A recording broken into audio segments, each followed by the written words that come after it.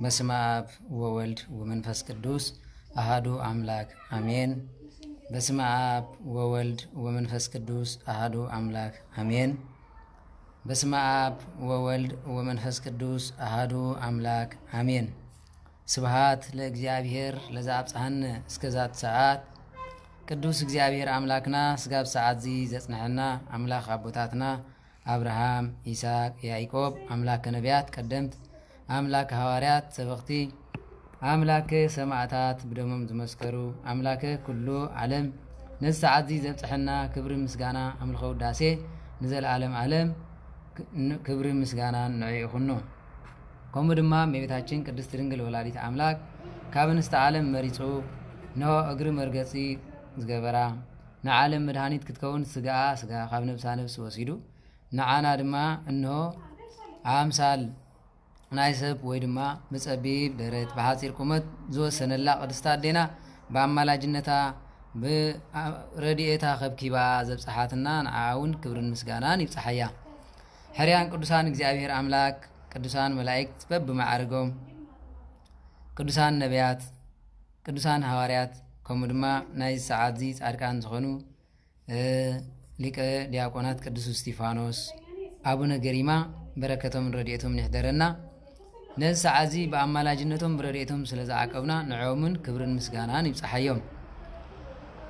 በክርስቶስ ክርስቲያን በወልድ ውልዳን በመንፈስ ቅዱስ መንፈሳውያን ተሰመኹም ስድራ ቤት እግዚአብሔር አፍቀርቲ ቅድስት ድንግል ማርያም ኣብ መሰረት ነቢያት ሐዋርያት ተሃነጽኩም ደቂ ዓዶም ንቅዱሳን ሰላም እግዚአብሔር አምላክ ምስ ኩላትኩም ይኹን። ከመይ ውዒድኩም ከመይ ኣምሲኹም ከመይ ጸኒሕኩም አሜን። ልዑለ ባህሪ እግዚአብሔር አምላክና በአና ብድኹማት ባረቱ ዝኸበረ ዝተመስገነን ይኹን። አሜን። ብድጋመ ዝኸበረን ተመስገነን ይኹን። ሕራይ እግዚአብሔር አምላክና በእውነት ኃጢአትና ኸይረአየ ግብርና ኸይተጸየፈ ስጋብ ሰዓት ዚ አጽንሒው ቃላቱ ክንምገብ ዝገበረና ስዩሞ በእውነት ንዘላለም ክብርን ምስጋናን ይኹን ነው። ንሕና ድማ ነዚ ቃላት ዚ ሰሚዕና መዓልታዊ ህይወትና ካብ ትማሊ ሎሚ ሓይሽ ካብ ሎሚ ድማ ጽባሕ እንዳበልና ብንስሓት ሓጺብና ብቅዱስ ቁርባን ተሃቲምና ናይ መንግስቱ ወረስቲ ክንከውን ናይ እግዚአብሔር ሰናይ ፈቃድ ይኹነልና። ስለዚ እግዚአብሔር አምላክ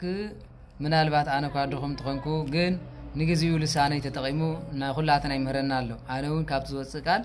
ይመሃሬ ማለት እዩ ንስኻትኩም ከዓ ከምኡ። ስለዚ እግዚአብሔር አምላክ ንዓይ ዝዛረብ አንደበት ንዓኹም ድማ ሰምዕ ዝነ ልቦና ዓድለና። ከምዚ ኢልና ድማ ካብ 30 60 100 ፍረ ፈሪና ንዝጠፍኡ ኣሕዋትና ካብ ዓዘቕቲ መንዚዕና ካብ መናፍቃን ኣናጊፍና ኩላትና ብሓንሳእ ኮይና ዘሚርና ንወዲስና ንእግዚአብሔር ነገልግለሉ ግዜን ዘመንን የርእየና። ብዓብይ ድማ ቤተክርስቲያንና ትንሳኤያ የርእየና። ተንሳኤያ መጀመርያ ትንሳኤ ነብስና ካብ ሓጢአት ንወድቀሉ፣ ድሕሪ ትንሳኤ ቤተክርስቲያንና ሙሉእ ሓይላ ተርእየሉ፣ ድሕሪ ድማ ትንሳኤ ሃገርና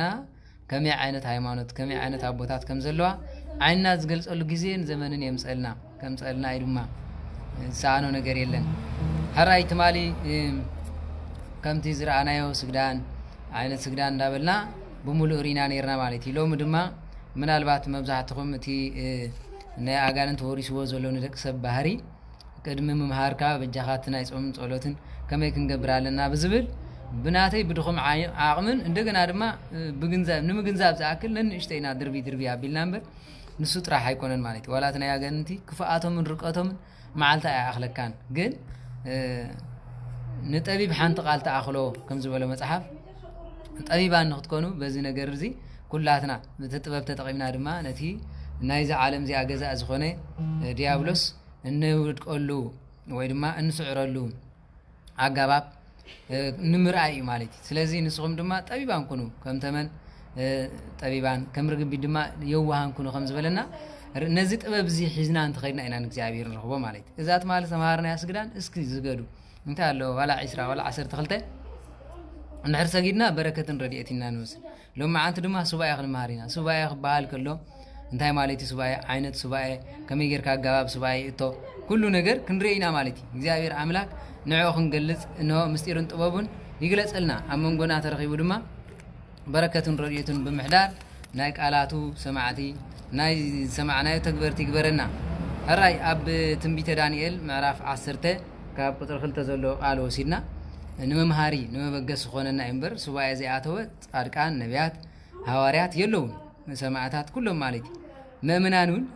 ክናኣቱ ግቡና እዩ ሎሚ እንዳላሕልሐ ኸይዱ ኣቦታት ሱባኤ ንባዕልኻ ንምእታው ብዘይካታ ናይ ኣዋጅ ትበሃል ሱባኤ ኣብ ብዙሕ ኣይረአይኒ ማለት ብዘይ ቃል ዓለም ኩሉ ግዜ ነቒፍካዮም ገለመለ ስለ ትብሉ እምበር ግድን እዩ ክንቀፍ ነገር ከይተይነቐፈ ኣይዕረይኒ ከይፈረሰ ኣይዕረይኒ ስለዚ ሱባኤ እንተዝኣትው ነይሮም መእመናን ፋሓም በሉ ብዘይ ቃል ዓለም ማለት ሱባኤ እንተዝኣትው ደቀይ እስኪ ናይ ንስሓ ኣቦና ኣትዩ ስለና ዝጸለየልና መዓልታት ኣሎ ትብሉ ኣለዉ እኮ ዝጽልዩ ግን ውሒዶም ከምቲ ክህነት ብዙሖም ስለ ዘይኮኑ ክባራበሩ ኣቦታትና ክብርትዕልና ኣቦታትና ልዕሊ ኩሉ ክኾኑልና እምበር ወቐስ ኣይኮነን ማለት እዩ ስለዚ እግዚአብሔር አምላክ ነቦታትና ከዓ ድርብ ጸጋን በረኸትን ሂቡ ንቤተ ክርስቲያኖም ተመሊሶም ኣባጊዖም ዝዋስሉ ጥሪቶም ዝሕልውሉ ዘመንን ግዜን የምጸልና ከምኡ ድማ ንደገ ኣባጊዕ ዝኾን ቤተ አንጺፎም ኣጣጢሖም ካብ ተኹላ መንጢሎም ናብ ቤቱ ተመላለስቲ ክገብሩና ናይ እግዚአብሔር ሰናይ ፍቃድ ይኹነልና ሕራይ እስኪ በረከትን ረድኤትን ናይ ነቢ ዳንኤል ምስኩላትና ይኹን እስኪ ካብ ናይ ነቢ ዳንኤል ምዕራፍ 10 ቁጥሪ 2 ዘሎ እንመሃር ኣቐዲሙን ሱባኤ ዝኣተወሉ ብዙሕ ግዜ እዩ ነብከዲነፆር ብጣዕሚ ኣሸጋሪ ዝነበረሉ ንጉስ ኣብ ዝነበረሉ ግዜ ኣቐዲሙ እንተኽኢልኩም አንብቦ ማለት እዩ ነዊሕ ኣይኮነ ትንቢተ ዳንኤል ሓፂር ምዕራፋት እዩ ዘለዎ 12 ካብኡ ዘይሓልፍ እዩ ማለት እስኪ ምልስ ኢልኩም ሓንቲ መዓልቲ አንብቦ ንበረኸት እዩ ማለት ንሕር ናይ ነቢያት አንቢብና ዓስቢ ነቢያት ከም ንረክብ ርዱእ ነገር እዩ ናይ ሃዋርያት ታሪክ እንተንቢብና ዓስቢ ሃዋርያት ጥራይ ዝክር ምግባር ኣይኮነን ማለት ንስሞም ኢልና እንተቢብና ክንረኽቦ ንኽእል ኢና ማለት ስለዚ መርያን ኣብ ዝበዝሕሉ ግዜ ጠንቆልቲ ማለት እዩ ነብከዲነፆር ኣምላኽ ጣዖት ዝነበረ ወይ ድማ እግዚአብሔር ዘይፈልጥ ዕቡይ ንጉስ እዩ እንተኾነ ግን ሕልሚ ሓሊሙ ማለት እዩ ንእግዚአብሔር ኣምላኽ ስለ ዘቆጥዐ ወይ ድማ ንእግዚአብሔር ኣምላኽ ዘይእዝዘሉ ባህሪ ስለ ዝገበረ ሕልሚ ሓለመ ምስ ሓለመ ድማ ረስዖ ኢሉ ማለት እዩ ሓጥእ ሰብ ወይ ድማ ኣጋንንቲ ዘለዎ ሰብ ንሕር ሓሊሙ ንጥባሓይታ ሕልሚ ይርስዖ እዩ ኣጋንንቲ ምሳና ተሃልዮም ዝሓለምናዮ ሕልሚ ከይተረፈ ይረስዑና እዮም ምክንያቱ መብዛሕቲና እንታይ ኢና ንብል ሓሊመ ግን እንታይ ከም ዝኾነ ረስዑ እዩ ኣጋንንቲ ስለ ዝተቆራረዩ ምሳና እዮም ማለት መንፈስ እግዚአብሔር ኣምላኽ ዘለዎ ግን እንኳን እናቱ ሕልሚ ይትረፍ ናይቲ ሓሊሞ ዝነበረ ሰብ ከይተረፈ ሕልሙ እንታይ ምዃኑ እግዚአብሔር ሓቲቱ ትርጉሙ ከይተረፈ ክነግር ከሎ ኢና ንርኢ ማለት ትንቢተ ዳንኤል ኣብ መጀመርያ እንተንቢብኩሞ ድሕሪኡ እንሆ ሕልሚ ሓሊመ እየ እቲ ዝሓለምኩሞ ድማ ኣይዝክሮንሞ ንገሩን ኢሉ ንጠንቆልትን መሰረያንን ፀውዖም እዩ ማለት እዩ ንሶም ድማ ንጉስ ዓመት ንጉስ ሕልምኻ ነገረና እሞ ንሕና ከዓ መፍትሒ ክንነግረካ ኢልዎም ሓሊመ ኣለኹ እቲ ሕልሚ ዘጨንቕ እዩ እንታይ ምዃኑ ኣይዝክሮን ነዚ ተነገርኩም ግን ኣነ ኣብ ልዕሊኹም እንሆ መዓት ከውርድ ወይ ድማ መቕዘፍቲ ክእዝዝ እየ ክብሎም ከሎ እሞ ዝሓለምካዮ እንተዘይነጊርካ ናዳ እንታይ ክንገብር ኢሎም ክማኸሩ ኸሉ ኢሎም ተማኺሮም ኣጋንንቲ ክፈልጦ ኣይከኣለን እቲ ምስጢር ናይ እግዚኣብሔር ስለ ዝነበረ ክፈልጦ ኣይከኣለን እሞ ንፈልጦ ብዘይ እዚ ሓሊምካዮ ዘለኻ ሕልሚ ብዘይካቲ ናይ ሰማይ ምድርን ዘገልግል ወይ ድማ እናቱ ኣገልጋሊ ዝኾነ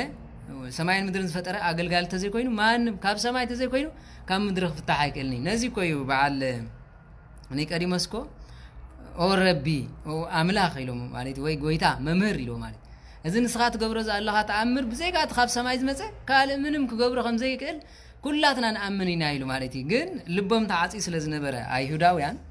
ነቲ ጎይታ ዝገብሮ ዝነበረ ተኣምር ብኽፋት ጥራይ ይዛረቦ ነይሮም ግን ይፈልጡ እዮም ማለት እዩ ኣይምሰልኩም እዚ ኩሉ ዝረብ መንፈሳዊ ቃል ኣቦታትና ይፈልጥዎ እዮም ስለምንታይ ዳ ብኣፎም ዘይውፁ እንተኢልኩምኒ ከምቲ ኒቆዲሞስ ዝበሎ ንፈልጥ ኢና ብትዕቢት ተታሒዝና እምበር ምሳይ ዘለዎ መሳርሕተይ ንፈልጥ ኢና ኢሉ መርያን ድማ እዚኦም ጠንቆልቲ ማለት እዩ እዚ ሓሊምካዮ ዘለኻ ሕልሚ ብዘይካቲ ንሰማይ ምድርን ዝፈጠረ ኣምላኽ ዘገልግል ምንም ክፈትሖ ዝኽእል የለን እዩ ኣብ መወዳእታ ግን ነቢ ዳንኤል نتم أبو زنور حزبي كلهم مغزفتي إنه نسخهم دا أفراس أيكونكم كغالبكم ويدما مبلع أيكونكم كقربكم تاعت قبر لي دا 10 غزي يبلعكم علىكم بمبال نعم سيف غيرو خدوم لليمو نبي دانيال يهادغا لهاجر زنبل ادهير زبلو نزي مالتي እግዚአብሔር ግን ሓደ ጻድቅ ከገደፈ ንሓንቲ ዓዲ አይገድፋኒዩ ከም ዝበሎ ነቢ ዳንኤል አመንጎም ስለተረኸበ ካሞት አድሓኖም ማለት ጎይታ ነብከዲኖጽር እንታይ ይገብራሎ እኖ ከምዚ ገይሩ ክፈትሕሉ ስለዘይካሉ ንኹሉ ህዝቢ ክቀትል ወዲ ይሎማ እሞ ኣነ ተሕልሚ ንኣምላኸይ ሓቲተ ክፈትሕሉ ሲ ንዓይ ያራኽበኒ ክብሎ ከሎይ ምስከደ ግን ንስኻሪኻ ተሕልሚ ትፈትሖ ክብሎ ኣይኮነን ኣምላኸይ مبل نجرني لو بل نعي عدلها بني لو ثلاثة معالت عدلها بني ويدما جزيها بني ما أنا دماغ فتح لك عيلو كيد تزي فتح خياج نزا سيف أبكسر كعيلو حرة إلى خير كخير كله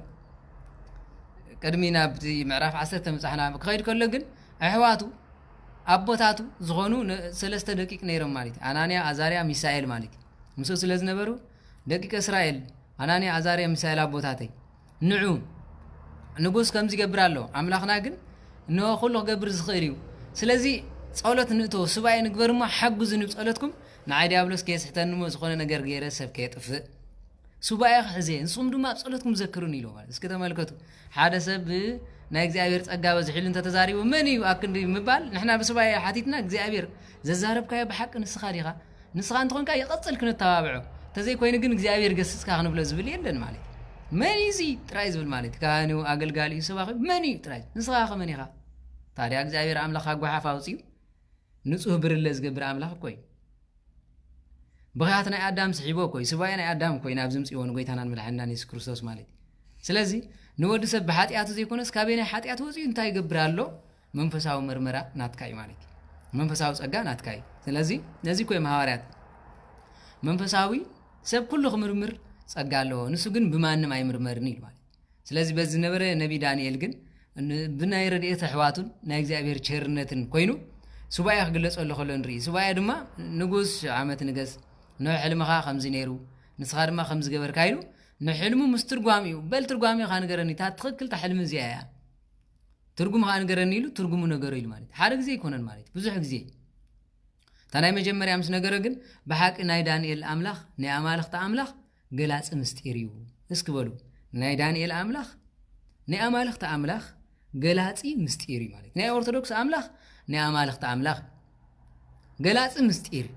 ተመልከቱ ነዚ ብምባል እቲ ካብ ህዛብ ዓሌት ዝተፈጥረ ምንም እምነት ዘይብሉ ነብከዲኖጽር ንእግዚአብሔር አምላኽ አምላኽነቱ ክዛረብ ከሎ ናይ አማልኽቲ አምላኽ ገላጺ ምስጢሪ ማለት ስለዚህ ነብከዲኖጽር ብዙሕ ግዜ እግዚአብሔር አምላኽ ክምስክረሉ ከሎ እንሪ እስኪ ሎሚ ከምኡ ዝብል ሰብ ኮተሳይኑ ዋላቲ ኦርቶዶክስ ዝበሃል ሰብ ኣብ ዘለናይ ግዜ ማለት ስም ጥራይና ሒዝና እምበር እንታይ እምነትካ ተዋህዶ እንታይ ከስራሕካ ባዶ እዩ ማለት እግዚአብሔር አምላኽ ካብ ባዶነት ይውፀና ስለዚህ ሱባኤና ኣቱ ሱባኤ ገዲፍና ኣብ ካልእ ሓሳብ ስለዝነህውትት የለና ይግለጽን ምናልባት ንፉዕ ክርስቲያን ኮይኑ ሱባኤ ምስ ተገለጸሉን ከምዚ ልምበር ተገሊጽልያ ባሽ መን ኮይንካ ሓሳብ ዝግለጸልካ ግደፍ ስልካ ቀሲልካ ብላዕ ብምባል ወይ ድማ ቀሲልካ ከዲሎም ንድሕሪት እዮም ዝመልሱኻ ማለት እዚ ዘርእየና እንታይ ብነብሶም ሱባኤ ስለዘይኣቱ ከም ዝበሃል የለን ናብ ምባል ደረጃ በፂሖም ሓይሊ እግዚአብሔር አምላኽ ናብ ምቕናስ ደሪዮም እቲ ካብ ህዛብ ተፈጥረ ምንም እምነት ዘይብሉ ነብከዲኖጽር ግን ብሓቂ ናይ ዳንኤል አምላኽ ናይ አማልኽቲ አምላኽ ገላጽ ምስጢር እዩ ስለዚ ገላጽ ምስጢር ዝኾነ እግዚአብሔር አምላኽና ኣብ ነቢ ዳንኤል ሓዲሩ ምስጢሩን ጥበቡን ከም ዝገለጸ ኣባና ሓዲሩ ድማ ምስጢር ጥበብን ይግለጸልና ስለዚህ ነዚ ዝገብር ዝነበረ ነቢ ዳንኤል ድማ እንደገና ተማላሊሱ ብዙሕ ግዜ ሱባኤ ከኣት ከሎ ንሪ እስኪ ኣብ ምዕራፍ 10 ዘሎ ካብ ሓደ ጀሚርና ስጋብ 4 ዘሎ ክነንብቦ ማለት እዩ ዳንኤል ኣብ ፈለግ ጢሮስ ዝረአዮ ራእይ ማለት እዩ ንሱ ሱባኤ ምስኣተወ እግዚአብሔር አምላኽ ራእይ ከም ዝገለጸሉ ማለት እዩ ብዙሕ ግዜ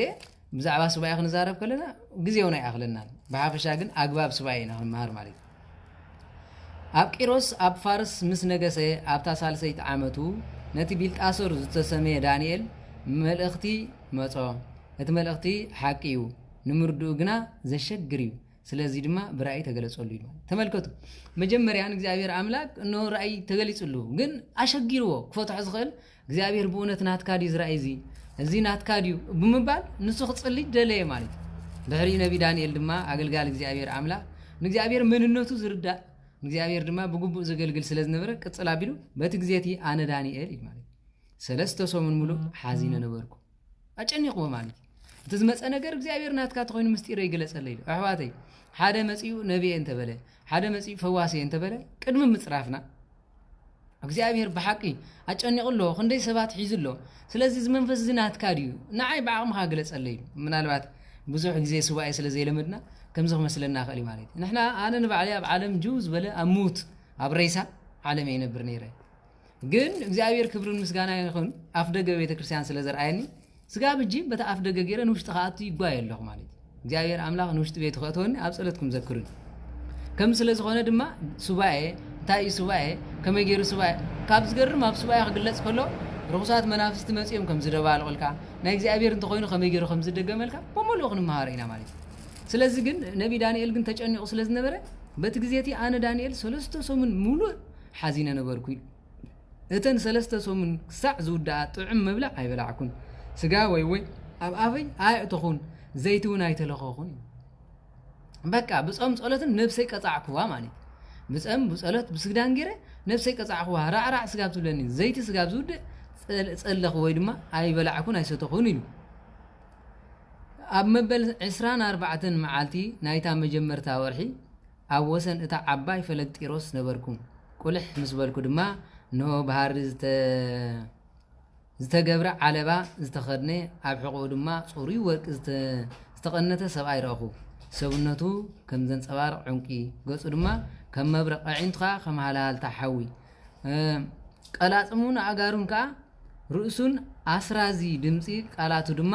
ከም ድምፂ ብዙሕ ህዝቢ ነበረ ብምባል ነቲ ራእይ ክገልጽ ከሎ ድሕሪኡ ድማ እቲ ራእይ ከመይ ከም ዝኾነ ስጋብ ምዕራፍ 11 ዘሎ ብምሉእ ኣንብቦ ቀፂልኩም ማለት እዩ ምክንያቱ ንግዜ መታን ከኣኽለና ናብቲ ትምህርትና ክነኣቱ ማለት እዩ ስለዚ ኣነ ዳንኤል ድማ እንሆ ንዘን ሰለስተ ሰሙን ዝኣክል መግቢ ይኹን ጥዑም መግቢ ጥዑም መስተ ወይ ድማ ዘይቲ ዘለዎ ነገር ኣይበላዕኩን ይብል ማለት እዩ ስለዚ ሱባኤ ኣትዩ ነይሩ ማለት እዩ ሱባኤ እንታይ ማለት እዩ ሱባኤ ንምንታይ ንኣቱ ንምንታይ ሱባኤ ኣድለየ ዝብል ድማ ብቐሊሉ ክንርኢ ኢና ሱባኤ ማለት ሓደ ሙሉእ ሱባኤ ዝበሃል 7 መዓልቲ ሼቫ ዝብል ቃል ናይ ዝዓዲ ማለት መብዛሕትኡ ሰብዓ ካብ ዝብል ናይ ግእዝ እዩ ይብሉ ማለት እዩ ሼቫ ይዝበሃል ኣብዚ ቋንቋ ዕብሪት ከማን ሼቫ ወይ ድማ ሻቭዋ ካብ ዝብል ቃል እዩ ሻቭዋ ማለት ድማ ሰሙን ሙሉእ ናይ ሰሙን ሙሉእ ጸሎት ማለት እዩ ንምንታይ ሰሙን ሙሉእ ኣድለየ እንድሕር ተባሂሉ 7 ኣብ ቤተክርስቲያና ብዙሕ ምስጢር ዘሎ ማለት እዩ ብሓፈሻ ግን ብክልተ ምስጢር ክንከይድ ኢና ማለት ሼቫ ወይ 7 ዝበሃል ሰብ ዝበሃል ሰብነቱ ብ7 ነገራት ዝቆመ ስለ ዝኾነ 7 ሰብነቱ ንእግዚአብሔር ከገልግሎ ኣለዋ ሰለስተ ባህርያተ ነፍሲ 4 ባህርያተ ስጋ ተደሚረን ዚአን ሰብ ይበሃል ማለት ሰብ ዝበሃል ብ7 ነገር ዝቆመ ሰለስተ ባህርያተ ነፍስ 4 ድማ ባህርያተ ስጋ እዚአን ብሙሉአን ንእግዚአብሔር ኣምላኽ ከመስግና ኣለዋ ንኽንደይ መዓልቲ እንድሕር ተባሂሉ ድማ ን7 መዓልቲ ምክንያቱ እግዚአብሔር ኣምላኽ ጀሚሩ ስጋብ ዕረፍቲ ዝፈጠረን ሰንበት ሶኒ ሶሉስ ረቡዕ ሐሙስ ዓርቢ ቀዳም ዕረፍቲ ገይርዋ ማለት እዚኣ ድማ ናይ መጨረሻ ወዲ ሰብ ሱባኤ ቀፂሉ ዝቆርበላ ወይ ድማ ናይ እግዚአብሔር ኣምላክ ኣጠናቂቁ ዝዕርፈላ ሻውዒት መዓልቲ ማለት ስለዚ በዚ ነገር እዚ ምንም ኣይሰራሕ ምንም ከምዚ ኣይገበር ይባሃል ብዕረፍቲ ዝፈጠረልና እግዚአብሔር ኣምላክ ነዚ ማለት ስለዚ ሱባኤ ዝበሃል ከምዚ ካበለልና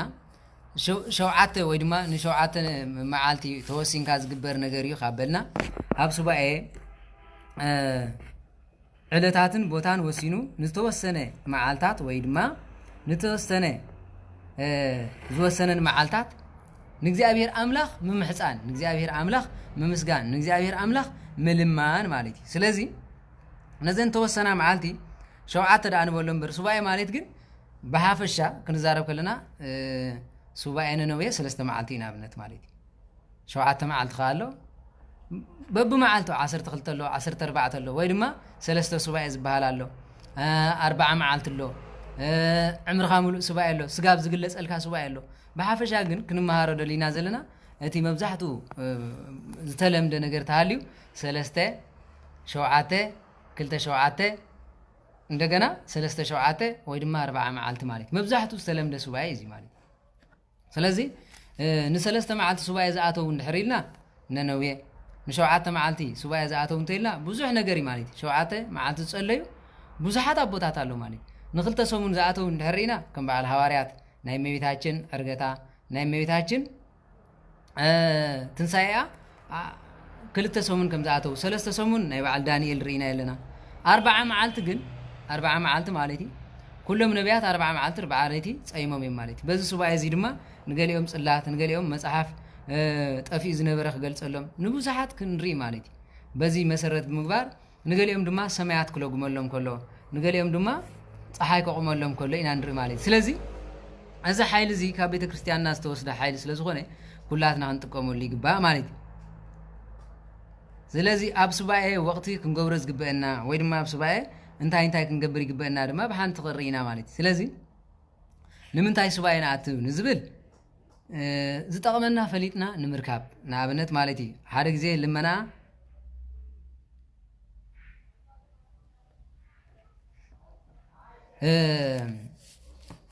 حرق زي مالتي ندق زبر يوساديوم ني ايقوبن يوحنسن مالتي كتزارب كله زتقمكم با ايتلمنون يخم كبلا خلو نري مالتي زتقمكم ايتلمنون يخم ودسب نملمان نزياتو لمان سباي مالت نملمان تاعتو قداماي مالتي قداماي سباي نمتاين اتو نملمان ابز زرينا እግዚአብሔር አምላክ ክንልምኖ خلنا نطقم زي طقمن فلينا بحقي مجمريا قدم سباي متاونا مدلاو يدلي صيركا هونن سباي زتو صيركا يكونن مالتي عمرها اداليخا حلناخا اداليخا كل نفسها اداليخا يخون سباي زتو مر سباي تيلني لكا صباح حيتوني مالتي نملمان نبل كتلمن كلخا ግን قداماي يطقمكا محساب مالتي نابنت እንደቅ زبريو ساديوم تلمنلهم نيرا ጎይታ خنغስ ኣብ ቀራኒዮ خسቀል ምኻኑ ስለዚህ ፈለጠት ንግስና መሲልዋ ጎይታ ኣብታት መጽ መንግስትኻ ንገሊኦም የማን ንገሊኦም ድማ ጸጋም አቆመ ሌላ ትልምን ነራ ማለት ጎይታ ድማ እንታይልዋ ማለት ወድሰብ ዝልሙኖ አይፈልጥኒ ወድሰብ ዝልሙኖ አይፈልጥኒ ትልምን እንታይ ከም ዘለው ተትፈልጥ ነርክ ኾሚልኪ ምለመንክን ይልዋ ማለት ንሱ ብዛዕባ ስቅለት እንዳተዛረበ ንሳኻ ትልሙኖ ዘላ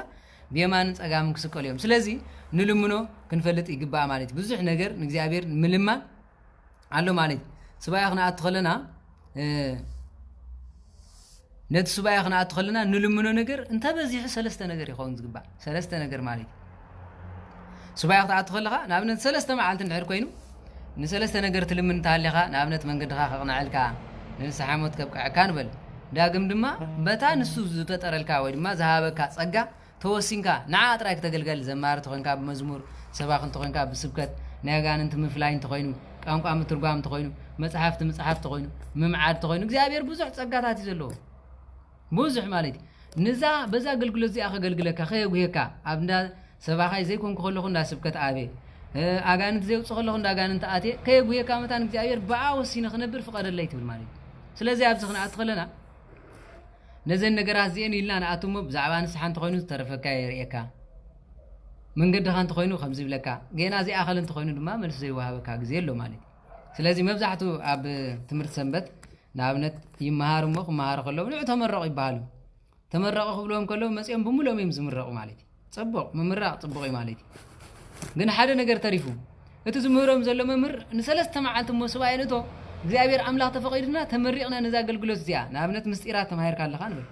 ምስጢራትን ቁርብ መዝሙራትን ተማሂርካ ነዚ ተማሂርና የዘለና እግዚአብሔር አምላክ ተቀቢልዎ እንተኮይኑ ኩላትና መስዋዕነቶ ዳሪው ናይ መመረቅና ንገብር አለን ባለይ ካብቶም ኮም ዝገበርኩ ሰብየ ማለት ክጃሃሪ ለዘይኮንኩ ማር ነይረ ትምርት ሰንበት በተንቆል ንዓይ አይመረቁንን ግን ቤተክርስቲያን ከመቅለልና ይገለዝብል አይመረቁንን ይፈልጥ ማለት ግን አነ እግዚአብሔር ከሐትት ከለው መልስ ለዝረኸብኩ የዘይ አተኹ ማለት አለም ሰው ማር ያሁል ጊዜ ተማራ ያዋላጅ ኸይደውን ማር ማለት ግን እግዚአብሔር አምላክ አነ خمرق خلደ በዝ ተማርኮን አይሲ ተማይረ ዘለኹስ ንዓኻ ዝሕጉስ ባህሪ ይብል ከለኹ ኖ ይል ተባይለ ማለት ኖ ከምቶም ዕብያት ከይትኸውን ጽናሕ ተባይለ ማለት ጽናሕ ምኽንያቱ ከምዚሎም ተመሪቆም አትዮም ንቤተ ክርስቲያን ያክል ተዝኸፈሉ አለው ይሉ ኣብ ኤውሮጳ ምሳና ዝነበረ ስሙ ተቆሶ ዘይደሊ ነውሕ ጊዜ ቤተ ክርስቲያን ምሳና ዝነበረ ናይ ህጂ ስለ ዘጉባዕ በዓሉ ማለት ከምኦም ንዑ ይሪን ማለት ስለዚህ ጊዜ አኸለን ተባይለ ገዲፍ ካላይ መንገድ ሀቀናልካ እግዚአብሔር አምላክ ናዓደት የተመለስኩ ቁርብ ትርገበል እዚ ታቲ ይቅብለኩም ደሊ ማለት እስኪ ንነፍስኩም ፈትኑ ከምዘ ክትብል ከለኻኮ ገለሰብ ببغو حلنا سلازخونه انت يالون عاي قلصلي قالي ግን ሸምቃቃ አይኮንም ካቀደሙ ከምዚ ገይር ስዋይ ተገሊጽ ለይሉ ዝብል ማለት ስዋይ ንዕርተ አቲ ኻዘ ይግለጸልካ እንተ ኮይኑ እንታይ ያድለዳ ስዋይ መታው ናብነት 40 ጾም አሎ 40 ጾም ኮ ስዋይ ኣብ 40 ጾም ኩና ሓተ ዝግበና እንድሕር ዘይ ሓቲትና ጎይታ ስለ ጾም ጥራሕ ኮ ይኮንና ንጾም ጎይታ ጸይሙ እንታይ ገይሩ ማለት 40 መዓልትና 40 ለይትን ጸይሙ ተአምራቱ ስሩሑ ጀሚሩ ማለት በመርዓ ጀሚሩ ኩሉ ስጋብ ስቅለት ዘሎ ስሩሑ ጀሚሩ ማለት ሐዋርያት 40 መዓልትና 40 ለይትን ጸይሞም ንዓለም ሙሉእ ሰቢኾም عصب هواريات كنركب تخيناكو أب هواريات ጾምكن حتى زقبالو هواريات ቅዱሳን አቦታት በዚህ ጾምኩም ዓስብኩም ረኺበ ናይ ምስጢር ተገሊጥ ለይ በዚህ ኸይድ ስለዝለለኹ ፍቃድ እንተኮይኑ እግዚአብሔር ለምኑለይ እንዴ ጠራይ በቃ ጾም ስለዝኾነ ዲና እንጾም ማለት ልምዲ ነው ወሲድና የምርሱ ባይ ምስጢር ይግለጽ ይላውን አይወስድና ማለት ፍልሰታ ናብነት ይመጻሉ ማለት አግዜ ፍልሰታ በምንም ተአምር አይልመን ከምዚ ግበረለ ይልካ አይልመን ፍልሰታ ናይ መቤታችን ናይ ምስጋና ማለት መቤታችን ከ40 ጾምን ፍልሰታን እንተን ዓበይት ዝባላ ማለት ኣብ ፍልሰታ ግን ከምዚ ግበርለይ ኢልካ ይልመኒ እግዚአብሔር አምላኽ ንኽብርታ አዴና ትንሳያ ዕርገታ ዘርአኻና ስኻኸሞ ደስ ይበልካ እንዳበልካ ናይ ደስታ ናይ ሓጎስ ሁሙሉ ዝልመኒ ማለት ኣብ ቁስቋም ግን ኣብ ዝናይ ግዜ ስደታ ግን ክትልምኑ ትኽእሉ ኢኹም ኣብ በዓል ሐዋርያት ክትልምኑ ትኽእሉ ኢኹም ምናልባት ማለት ኣብ ፍልሰታ ኣብታ መጨረሻ ዘለዋ 3 መዓልቲ تحت التخليخ هذا اللي خاين نجر تزيل كوين نجر بمسكنا بحاجوس بسلام لشيء خاطر دو مالي سلازي كرسان أبوتاتنا نية قبلهم زعلو نساعد ما بزبلتهم مسيا بارخاتهم تخيل ناي برخات ويد ما ناي مسجانا يزبال مسجانا ناي مريم كبلو ملو ليتي أبوتاتنا حادو سخاء مسيا بارخاتهم تخيل نيرا مالي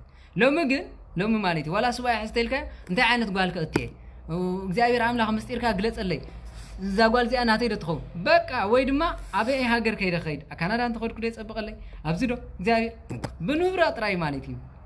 ኮም ዘይ ኮነ ግን በዓቢው ሎም ስባይ ሆነ አትወዝ ግባ ዛባ ሀገርናይ ካህናት አቦታትና ልቦም ጠፊው እግዚአብሔር ልቦም መልስ ፓትርያርካትና ልቦም ጠፊው ኤርትራ ኢትዮጵያ ዘሎ ፓትርያርክ ዋይ እግዚአብሔር ይቅረይበለለም ማለት እቲዮም ክልተ እቲዮም ካህናቶም ንምፍጣር ይታኸስለው እስኪ ምስጢርካ ግለጽ ሰማያው አምላክ ሓደ ጊዜ ነብይ ኢሳያስ እግዚአብሔር ዝላአኽ ሲኑ ማለት ዝላአኽ ስለዚ ንመን ዳአኽሉ ኸይብል ከሎ ጎይታይና አይላ አኽ እንተኾነ ግን አነ ከናፈረይ ዝረኸሰ እንደገና ኣብ ዝረኸሰ ህዝብ ለኹ ኢሉ ማለት ኣብ ዝረኸሰ ህዝብ አለ ከናፈረይ ቃ በኃጢአት ዝረኸሰ ኢሉ ተነሲሒ ማለት ካብቶም ዝነበሩ ካህናት ካብቶም ዝነበሩ ነቢያት ሓደ እዩ ግን ዝላአኽ ሰአነሉ ጊዜ ኣብ ሰዓዝን እግዚአብሔር አምላኽ ዝላአኽ ተሳኢኑሎ ዝቁልሕ ዝብሎ ስዋይ ዘሎ እዚ ሞዳታ ስራፊ ሰሪዱ كنكو أقوله إنه كم فرقة نخيئة أنتهك إلو مالتي نصدما እግዚአብሔር ጎይታ ሰራዊት ከምዚ ብላሎ ንዑና ባይ ተመለሱ አነ ድማ ናባኹምኩም ለሲ ሕራይ በሉ ሕራይ እንተልኩም ናይ ምድሪ ፍረኽ ትበልዑኹም እምብተልኩም ድማ መጥባዕት የትበልዓኩም ሰይፈይ ክትበልዓኩም ያ እንዳበለ ክኸይድ ከሎ ንርኢ ስለዚ እቲ ሱባኤ ተኣታትዋና ደረጁ ዝሓለወ እቲ ልምኖ ፈሊጥና ክንከይድ ይግባአና ማለት ስለዚ ከምዚ ናይ በዓል ደቂ ዘበዲዎስ ናይ በዓል ዮሐንስን ያዕቆብን ኣዲዮም እቲ ጸሎትና ክርደና ኸላሎ እቲ ለመናዮ ክንፈልጥ ኣለና ድሓር ኣብ ሱባኤ ክንኣት ኸለና ክንልምን ከለና ናብነት 3 መዓልቲ እንድሕር ኮይኑ ሱባኤ 3 መዓልቲ እንተኮይኑ ሱባኤ ቀዳማይ መዓልቲ ካልኣይ መዓልቲ ሳልሳይ መዓልቲ ክበሃል ዝግብኦ ክርደኩም ኣሎ ማለት ቀዳማይቲ መዓልቲ እግዚአብሔር አምላኽ ካብ ልጅነት ስጋብ እውቀት ካብ ንእስነተይ ስጋብ እጅ ዝዓቀብካኒ بحاتياتي ريخا زي تتصابصب كنا املاخ نسخا خامو كبرن مسغاناني خونكا بمبال مزمور داويت يزنبب مالي مزمور داويت وداسي مريم ابصراح انتقونكم دما مزيب سدت زلنا وسينكا غزي سلازي تاتول ملو معلت ابو نزم سمايات يدغم ابو نزم سمايات ناي حاغوسنا يدستن ناي لمنان انديو ግን በቃ ስለ ሁሉ ዝገበር ካለ እግዚአብሔር የመስግነክ ካለ ሆይልካ ተቀዳማይቲ መዓልቲ ማለት ከላይ መዓልቲ ተሓቶ ነገር ፈሊጥካ ያለኻ ማለት ንምንታይ ሱባኤ ተኣትለኻ ፈሊጥካ ናብነት ምስጢርን ጥበብን ገልጸልካ ንበል ሓደ ደረጃ ደሊኻ ኣለኻ ወይ ድማ ናብነት ንበል ንዓድኻ ትምለስ ደሊኻ ኣለኻ እግዚአብሔር አምላኽ በዚ ሰዓት ዝና ዓደይ ክምለስ ፍቃድካ ዲ መንገድኻ ምርሐኒ ምስጢሩ ንገረኒ ኢልካ ኣቲኻ ኣለኻ ተኣትኸለኻ ግን ቅድሚት ንሱ ምባልካ እግዚአብሔር ክትገብሮ ዝግበአካ ገባብ አለ ቀዳማይ መዓልቲ ምስጋና እዩ እግዚአብሔር አምላኽ ስለ ሁሉ ዝገበርካለኝ ዘይገበርካለኝ የመስግነካ ኣለኹ ምክንያቱ ንስኻ ልዑል አምላኽካ በኃጢአት ዘይትጻባጸብ ንጹህ አምላኽካ ብምባል ብውደሳ በመዝሙረ ዳዊት ብስብሃት ሙሉ መዓልቲ ንእግዚአብሔር ዝውድሱ ቃላት እንዳንበብና ንኸይድ ማለት ተዘይ ኮይኑ ድማ ኣብ ስራሕ እንድሕር ኮይና በአቡነ ዘበሰማያት ሙሉ መዓልቲ ንሕልፎ ማለት ስጋብ ቀዋም በታንድር ካላይ መዓልት እግዚአብሔር ኃጢአተኛ አቅድሜኻ ድኹዕ ምንም ጽድቅ ዘይብለይ ሰበየሞ ንዓይ ዝኣሰሩ አጋንንቲ ሓደ በሉ ዝተሰወረ ኃጢአተይ ገሊጽ ካርየኒ ንዓይ ዝኣሰሩ አጋንንቲ እሰረለይ ሓደ በሉ ዝተሰወረ ኃጢአተይ ድማ ግለጾ ንስሓ ክተኣቱ ማለት ምኽንያቱ ዝተሰወረ ኃጢአት ተሊካ ምስጢር አይግለጽኒ አጋንንት ምሳኻ ተቋራኒኖም እንድሕር ሃልዮም ድማ ራእይ ይዓብጡ ኻዮም ንኣብነት ሎሚ ደቂሱ ሕልሚ ዝርኢ እንድሕር ሃልዩ ወይ ሪእዋ ዘይትፈልጥ ጓል ኣንስተይቲ ክዝሙ ወይ ሪእዋ ሪኣቶ ዘይትፈልጥ ወድ ተባዕታይ ሓቂፍዋ ክድቅስ ከሎ ኢና ንርኢ ማለት እዩ ወይ ድማ ኣንበሳ ክጎዮ ብጸድፊ ክጸድፍ ኣብ ሕፃ ክሽከል ወይ ድማ ስቂሉ ብጸድፊ ሸለው ክብል ኢና ንርኢ ማለት እዩ እዚ እኮ ካብ ክርስቲያናዊ ህይወት ስለ ዝሃደምና እኮ ማለት ካብ ክርስቲያናዊ ህይወት ስለ ዝሃደምና ስለዚ ኣግባብ ስባይ ክርዳእና ኸላሎ ተኻለይቲ መዓልቲ እግዚአብሔር ኣምላኽ ካብ እጂ ካብ ቀደም ስጋብ እጂ ዘለኹ ንዓኻ እንዳበደልኩ እየ ነይሮሞ ኖ ስውር ኃጢአተይ ግለጸለይ ስለምንታይ ግለጸለይ ትብል ወዲ ሰብ ዝገበሮ ንጽባሕ ይርስዕ እዩ እግዚአብሔር ግን ጽሕፍቲ እያ ማለት እዩ ተጣዒሱ ብልቡ እንተዘይበኺላ ጽሕፍቲ እያ ኣጋንንቲ ኸ ነዚኣ ስለ ዝፈልጡ ኩሉ ግዜ መኽሰስ ይደልልካ እዮም ስለምንታይ ዲና ብጸሎት ሓደ ግዜ ዝገበርናዮ ኃጢአት ዝመጸና ስለዚ ተነሳሕላሉ ኮይ ስለዚ ተነሳሕናሉ ጸሎት ክትገብሩ ከለኹም ቀደም ዝገበርካዮ ኃጢአት ቀደም ዝቀየምካዮ ሰብ ቀደም ዝወሰደልካ ሰልድ የምጽእ ማለት እዩ ስለምንታይ ነዚ ንስሓ ስለዚ ናኣቱ ስለዚ እግዚአብሔር ኣምላኽ እቲ ስውር ዝኾነ ኃጢአተይ አርየኒ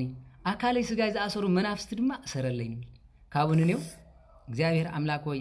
ቅድስት ሃገረይ ኣብ ኢትዮጵያ ኣብ ቅድስት ሃገረይ ኣብ ኤርትራ ከይደ ንዓኻ ከይማረርኩ ንስምካ ጥራይ እንዳመስገንኩ ብዛሃብካኒ ተመስገን ኢለ ክነብር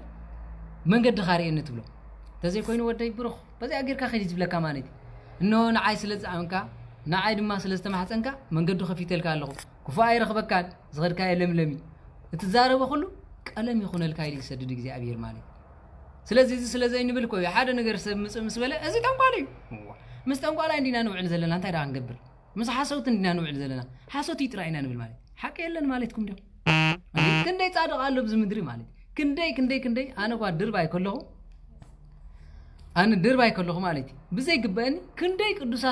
ቅዱሳን ንሰማያት ብርሃን ተተኺሎም ብዓይነ ይርኤ ማለት ኣብዚ መጽዮ ኣብ ጎለጎታ ኣብዚ ኢየሩሳሌም ዘለና ሕባኣት ኣቦታት ከም ዘሎ ኣነ ምስክር እየ ማለት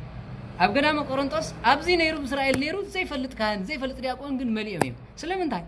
ንሶም ኣብቲ ዝቆፅኦ ገንዘብን ኣብ ውሽጢ ቤተ ክርስቲያን ዘሎ ኣታው እምበር እግዚአብሔር እንታይ ዓይነት ጸጋን ወዲ ሰብ ሂቦ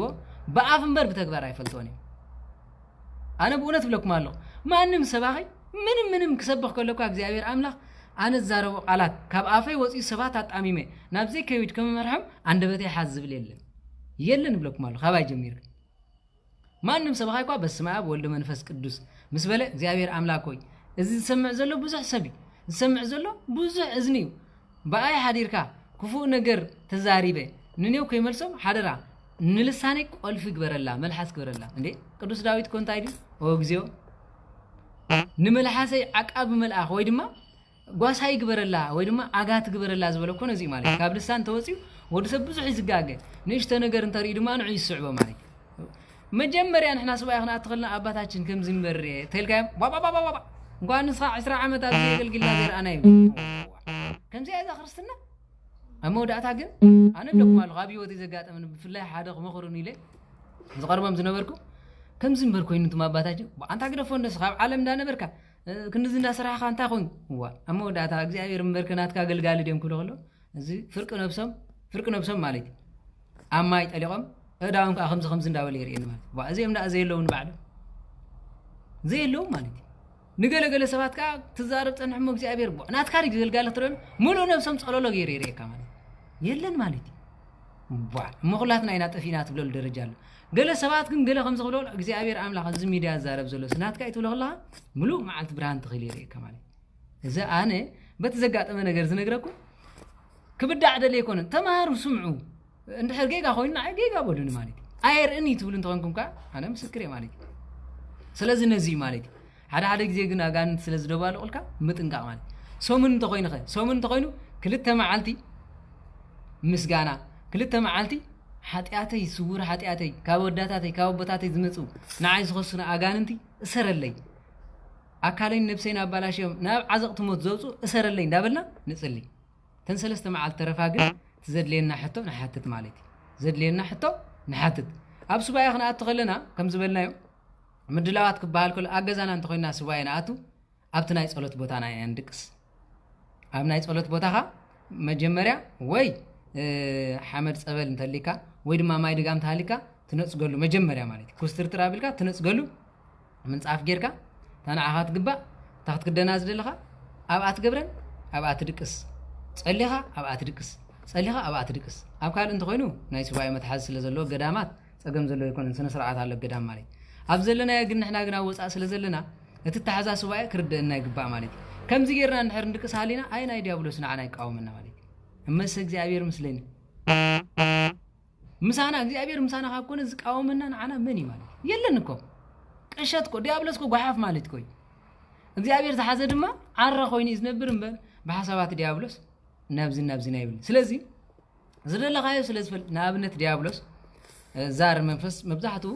አይነት ላዛር ከሆነ ኸል ካል ዛር ንንውሕ ዘመን ምሳና ዝኸደሎ ማለት ምሳና ናብ ደስ ዝብል ኃጢአት ዝወስደናሉ ኩሉ ሐሳብና ከይተረፈ ስለዝፈልጦ ገና ሱባኤ ክንሕዝ ከለና ምጽእ ኢሉ ኣነ ክርስቶስ ኢሉ ክግለጸልኩም ኸይሉ ናብነት ሓንቲ ሓፍትና ካብ ዘጋጠማ ከነግረኩም ማለት ሱባኤ ላ ንገዳም ትኸይድ سباي لا مسكرت أمبيتاችን ወላዲት አምላክ ንስኺ ዋሕስኩንኒ ንፍቅር ወድኺ ግለጽለይ ንዓይ ዝኸውን ሃብኒ ኢላ ተማሊ ንዓይ ዝኸውን ምሳኺ ክነብር መጣን ሃብኒ ኢላ ንገዳም ተኣት ተማሊ ንገዳም ሰዓቶት በብኺያት እንዳሰገደት እመቤታችን እንታይ ትብላ ዛጓለይ ንዓኺ ዝኸውን ተዳሊል ክሎሞ ደስ ይበልኪ ተጸበይ ትብላ ማለት ተጸበይ ምስበለታ ተመስገን ኢላ ሸውዓተ መዓልቲ ገይራ ስባይ ተገሊጽለይ ኢላ كتصبيلا نجزا خيرا نجزا عندها خدت كلا حدا من سير خبامه كم زوالكم تلمونا زنبرز تقماري تقمانا يفلتت نسا نعايز خون هذا النعيلة بلسانا قنت دولي ورتبعتها ينير مالي عندها خدت كلا أو تفصيل لا ليها سلام نعاقيقون سلام كميل لغا زيابيري مسكن كميل لغي نسا شعو قدام سلسقنا تحتنا اللواء من بس እግዚአብሔር አለዋ ወዝና ገጻ ተቀይሪ ከመለ እግዚአብሔር ይመስገን ተሐንደ الله እግዚአብሔር ይመስገን ዲያብሎስ ካምሶ ኮይኑ ዋ ከምዝ ዝበለ ተሕትና ዘለዋ ጓል አይረከብኩም ከማ ዝበለት እግዚአብሔር ተዝበን ነይሩ ንዘለ ዓለም ዝንበይ ዝነበርኩ ሰብ ወይ ድማ ዝደልየ ዝነበርኩ ሰብ ስለዝኾነ ንዘለ ዓለም ካብ አይ ምታራሐኩን ይላል እንታይ ያለው መስዋይ ዘይታት ስዋይ ኮነትን ቀነ ድረን ትዕቢት ገይራ ተማኒ ስዋይ ታati ካኮ ሁሉ እግዚአብሔር ገልጸልካ ይላል ተገሊጽላ ማለት ተወዲ ተመልከቱ كم يجرك أنتو خمس كتمهرني أخيلوا أنا ندهر كم زيلك خوينو እግዚአብሔር ናት ከተይልኩ እኮ أنا نبعلي أنت عايز أقتلني نسخت تحجز النبي صلى كيلو تليفون كعبني له أي خير دعير سالستي دولا لا هايلو أبيت سامراوي دغ هو أنا سامراوي تنبلا مالك سامراوي تلكم كا نقول خيدم أبيت بلو سامراوي دغ هو بجها أنا خدك سايك ألكون كما خزلوا منفس እግዚአብሔር ዘለዋ ሰብሪ ይፈልጥኒ ወዳስ ይኾንቱ ተመልከቱ كم زي جيران እግዚአብሔር ተገልግል ተኾይና ናብራ ማለት ከም ዝንዲ ከም ዓይነት ወድት ፈቱ ይል ኣነ እግዚአብሔር ዝደሊ ኣምዝ ግዛ ኢላ ኣነ ሰብስ ኢነምር ግዛ ይኸለይሉ ልባ ስብራ ቢሏ ኣይ ወዓለት ኣይ ሓደረት حسب تبل ዲያብሎስ ካ ኣውሽጣ ኾይኑ እንታይ ብላ እዚ በለክ እዚዩ እመቤታችን ከም ዝበለት ክዚ ስለዝብላ ብውሽጣ ኾይኑ ድሌታ ስለዝፈልጥ እዚ ወዲ እዚ እመቤታችን ዝበለትኒ ኮቶ ኾውን ኣለዎ ኢላ ሰሙን ኣይ ፀንሐት ገለ ፀንሐት ድሕሪ 4 መዓልቲ ንገዛ ተቋጢራ ድሕሪ ፍርቂ ሰዓት ብስጋ ወርክብ ምስኡ ተራኺባ ማለት ተመልከቱ ሱባኤ ዘኣቱ ሰብ ንሓዳር ከዓተ ተኸሊ ፀገም የብሉን ግን ንሕር ሓቲ ተኾይኑ ትቆርብ ንስኻ ኣቆረብ ትብሎ ኣመርዓና ኢና ንቆርብ ዝብል ተኾይኑ ዲያብሎስ ይበሃል أمرعنا إن أزقرب انتيلو أبني حدار الزين أيدي أبلس بهاري زلوا جينا نجزابير فقري حدرون مالي نجزابير دليز يكون سنع خادليز مس زلوا نجزي تاخد قربان لا تقاس على دايوس دامر حدار مسجور كاي كتسلا نع خايدي مسيا نجزابير لي مسكن قال كم زي أجرا موداتا سجاس لزركسه نفسها سلزرسه ودخاسة أسرعه زماوي موداتا أبيد الله كم زي وايت مس عندها هو أنت أختهم وخني جميروا مالتي كمان أنا يزمنا موداتا زود زدا خمس خوين دا قتلني مالي دي لا موداتا سمع حنت سربرايز دليل له لا سربرايز دينا بلدي بسرات كبسرك هذا دليل له عباي بسرات حيزيلوا ما قال حيزات اللي مسي الله قال هي كتبني عيلو زبزب دا ولا مسي تفتون له هو زموت ندي دلي سجا عندلي هو حساوندي بحق تفتوني خباي يتفلن فتم نسخكو قدامن قالن آتي زراخي خي ولاون تزراخي أنا خون خلي لب قال قالت فيها تسبر نزكوا يا قدس طبيب سولومون انتاي مالتي هابتي ጨርቂ ወርቂ ወላ ንክስና ካብበና ደን ይዝውረስ ኢሉ መስተውዓሊ ሰበይት ግን ካመነ ኢል ማለት ካመነ ካብ ግዜ አብየርያ ጓልን ስተይቲ በካይዳ መስተውዓሊ ይጎድላ እዩ መስተውዓል ይጎድላ ብዘይ መስተውዓላ ድማ ኣብ ሕማቅ ያተወድቕ ማለት ወድ ተባዕታይ ድማ ቅድስና ቀልጢፍ ቅድስና ዘፍርስ ማለት ስለዚህ ነዚ በለት ጓልን ስተይቲ እወ ትፈቶኛ እወ በልሓንት ነገር ከበስረካ ደሊ አይጠነሰት ካባኻ ጠኒሰ ኢሉ ሰንቢድ ማለት ጠኒሰ እወ ዋ በል ሰሚዕል ኩለኹም ከርክብ ዛንዳ መንሽም ኸይድ ክስድድየን ዋ አታ ኣነኮ ከም ዝበልካ ናይ ልቤ ፍጽም ኣይሰምዐክን ኢሉ ረጊሕዋ ይኸይድ በኸያ መብርሃን ነዚ ይኽዛሃብክኒ ተመልከቱ ማለት መብርሃን ዲያ ይባታ ወላዲት አምላክ ዲያ ይባታ ነዚ ይኽዛሃብክኒ ኢላ አልቂሳ እሞ ከምዚ ተኾይንዳ ገና ክምርመረ ኢላ ንሕክምና ትኸይዳላ HIV መሊሳ አውያት መብርሃን ኣነ ናተይ ሃብኒ ኢለክ እምበር HIV ሃብኒ ኢለክ ተመልከቱ ወላዲት አምላክ ትረኽቦ መጀመሪያ ክትልምን ከለኻ ምስልምንካ ዘይትጽበ ሐዋርያት ኮ መንፈስ ቅዱስ መጺኡ እነሆ ኃይል ስጋብ ትረኽቡ ካብዚ ከይትርሕቁ ዝበሎም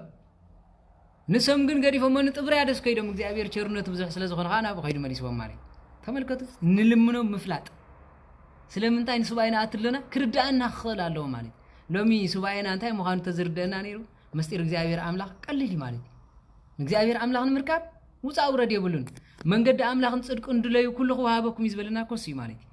መጀመሪያ መንገድ አምላክን ጽድቅ እንድለዩ ድሕሪ ድማ ኩሉ ኸዋበኩም ይዝበልና እግዚአብሔር አምላክ ናይ ማለት ስለምንታይ ዳ ከም ዝኸይኑ ጓል ስቴቲ ድሕሪ ተመልከቱ ማለት ምስከረት ነገዳም ተመሊሳ HIV ተባሂላ ነብሳ አርሲሓ እንደገና በበኻት ብንብዓት ነብሳ ስጋብ ናይ ሎሚ 2 ዓመት ማለት ስጋብ ሰዓርት ተርፋው በኸያ እንደገና ወላዲት አምላክ ክብርን ምስጋናን ይኹና ረርት ደይኮነት ንሳ ንጽህት እንዳ ተመሊሳ ይጓለይ ነተማኡ ዝነበሩ መነኩሴ ታኾንክ በላ ኢላት ታኾንኪ ትበክላ ከም ዝኸይነ ጸሎትኩም ዘክርኒ እንደገና ንጽባሕታ ምስ በኸት ዛጓለይ ጸሎትክ ሰሚዓትኪ ናተይ ሃብኒ ኢልክ ደለሚንኪያ እወ ናትክ ዝተዋሃበኪ ክነግረኪ ካብዚ ገዳም ከይትወፂ ንስኺ መነኩሴ ኮይንክ ክተገልግሊ ተዋሂብኩ ስለዚ ካብዚ ገዳም ከይትወፂ እዚ ነይርቱ ዕድል ትኸይ ምስ በልዋ በኣንባ ማጨለት ሓውያ ካብ HIV ነፃ ተባሂላ ኣብ ገዳም ኮይና መንኩሳላ ማለት እስኪ ተመልከቱ ተመርዒኹም ኣለኹም ኩሉ ግዜ ስምምዕ የለን ተመርዒኻ መኻንዴ ኮይነ ውላድ ኣብኒ ትብሉ ዘለኹም እግዚአብሔር ዝፈቐዶ መርዓ ዲኹም ተመርዒኹም ወይስ ናይ ሕማመይ ተባሂልኩም እዮም ተመርዒኹም እሱ እኮ ይተቐንዲ ነገር ማለት ናይ ሕማመይ ተባሂልካ ተመፅኻ ሕማምካ ሒዝካ ስቕ ምባል ማለት ተዘይ ኮይኑ ግን ሕልፍ ሓሊፎ እኮ ዋላ ቦታት ክትመኽሩ ከለኹም ብእውነት ማለት ከምዚ ሕማቅ ጌርኩም ኣይትውሰዱ ንዓኻ ትመስል ይፍጠረልካ ኢሎም ከም ዝምርቑና ማለት ኣነ ከም ኢፍሬም ንዓይ ትመስል ኣይደልን ካባይ ተሓይሽ ግን ይደልየ ማለት ካባይ ተሓይሽ ክትፈጥረለይ ናይ እግዚአብሔር ጸሎተይ ንስኹም ናብ ጸሎትኩም ዘክርኒ ማለት ንዓኹም ዝሓይሽ ይሃብኩም ማለት ስለዚ ኣቦታትና ግን ዝሓይሽ ይፍጠረልካ ካባኻ ተሓይሽ ይፍጠረልካ ይብሉሞ ካባኻ ዝሓይሽ ተኾይኑ መኻሪኻ ይኸውን ማለት ስለዚ ኣብ ሱባኤ ተሓቶም ምፍላጥ እቲ ተሓቶ ዘለኻ ዘይጠቕመካ እንተኾይኑ እግዚአብሔር ኣይምልሰልካን ልዕሊ ዓቕምኻ ተሓትት ተሃለኻ ኣይምልሰልካኒ ቀዲምካ ምስጋና ድሕሪኡ ስለ ሓጢኣትካ ድሕሪኡ ስለ ዝለመንካ እንተለሚንካ ወይ ድማ ስለ ዝደለኻ ተለሚንካ ግን እቲ ሓቂ ይነግረካ ኢና እቲ ንልምኖ ክንፈልጥ ኣለና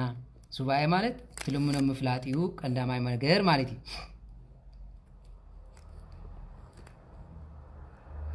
هراي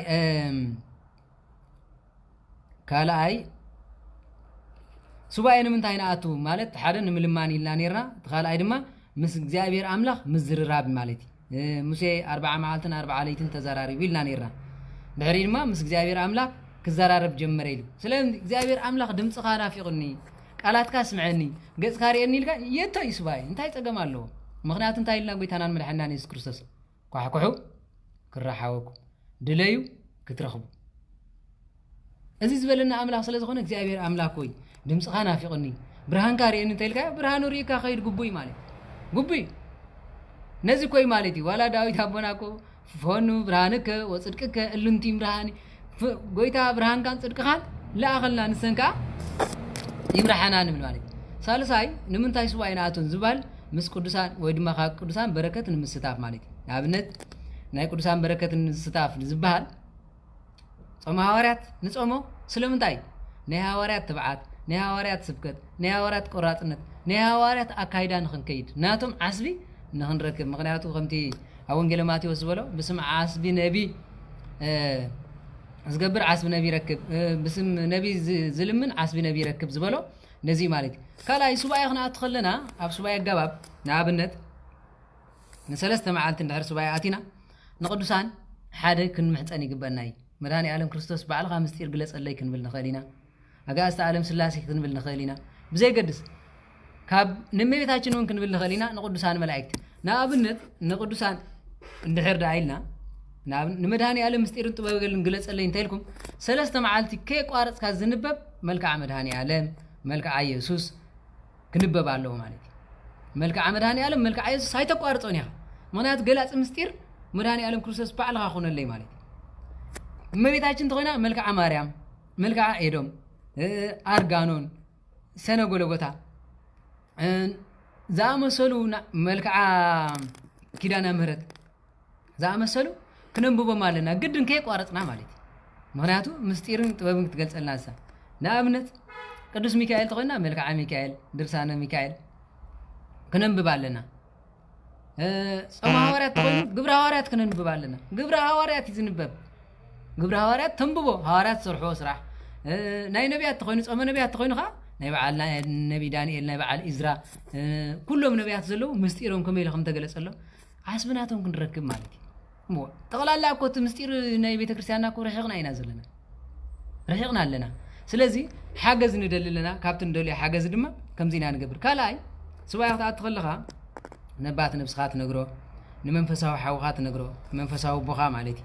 منفساو بخا قبال كله قدن كهنا يكونن كان زبال ناين صحابو يزبال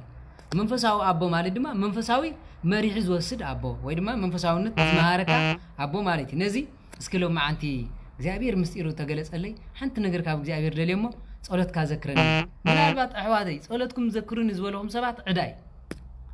ንሱ ገጽ ቅይር ምሰበለ እግዚአብሔር አምላክ ዘክሮ ንሳኻ ሁሉ ትገብርሞ እነሆን ንስሓሞት ኣብ ቃየልኩም ጸልይኩም አፋንዎ ድሕሪ አሁን ዘመሰማያት ወይ ሰላም ለች ድገምሉ ተዘይ ኮይኑ ግን ጸሎት ቅዱሳን ኢልካ ተማጻሪቅካ መኻድ የለን ማለት የለን እዚ ኦርቶዶክሳዊ ካይደ ኮነን በሉ ኣብ ጸሎትኩም ዘክሩን ክብለኩም ከለኹ አነ ማለት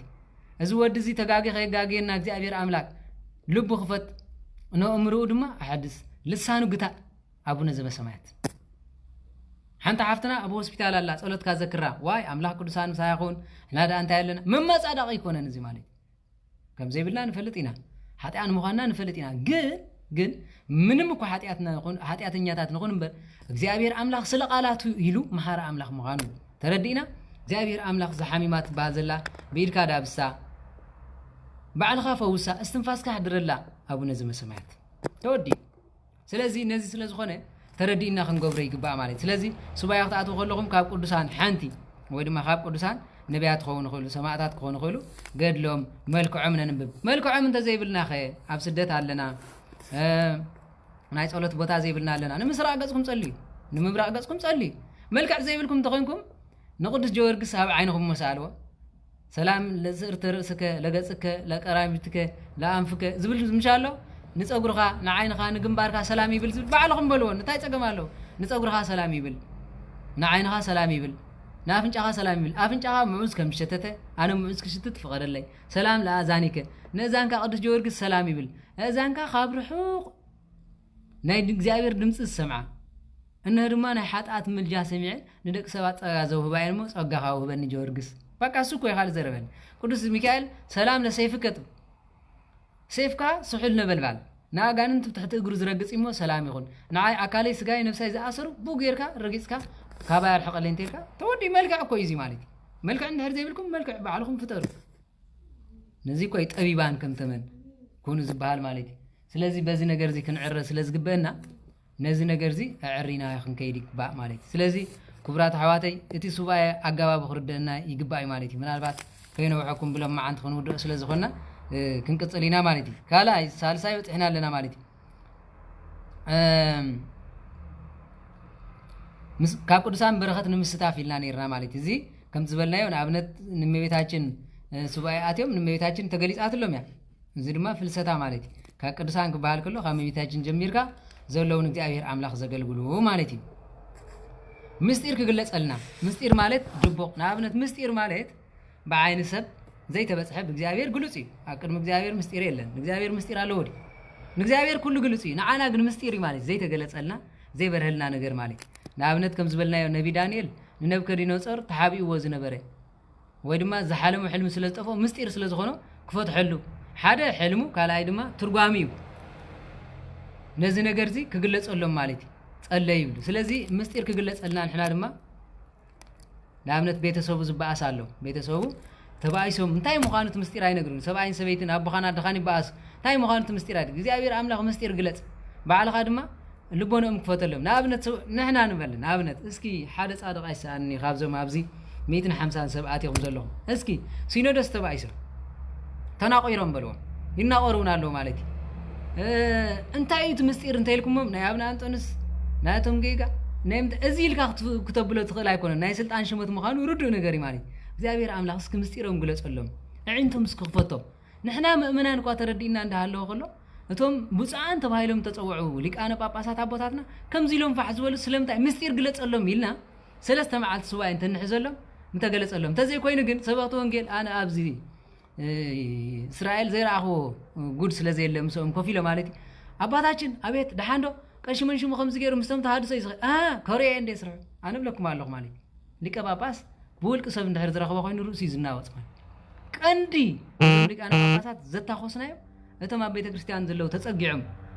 ኣፈ መንግስቲ ዝኾኑ ሰባትን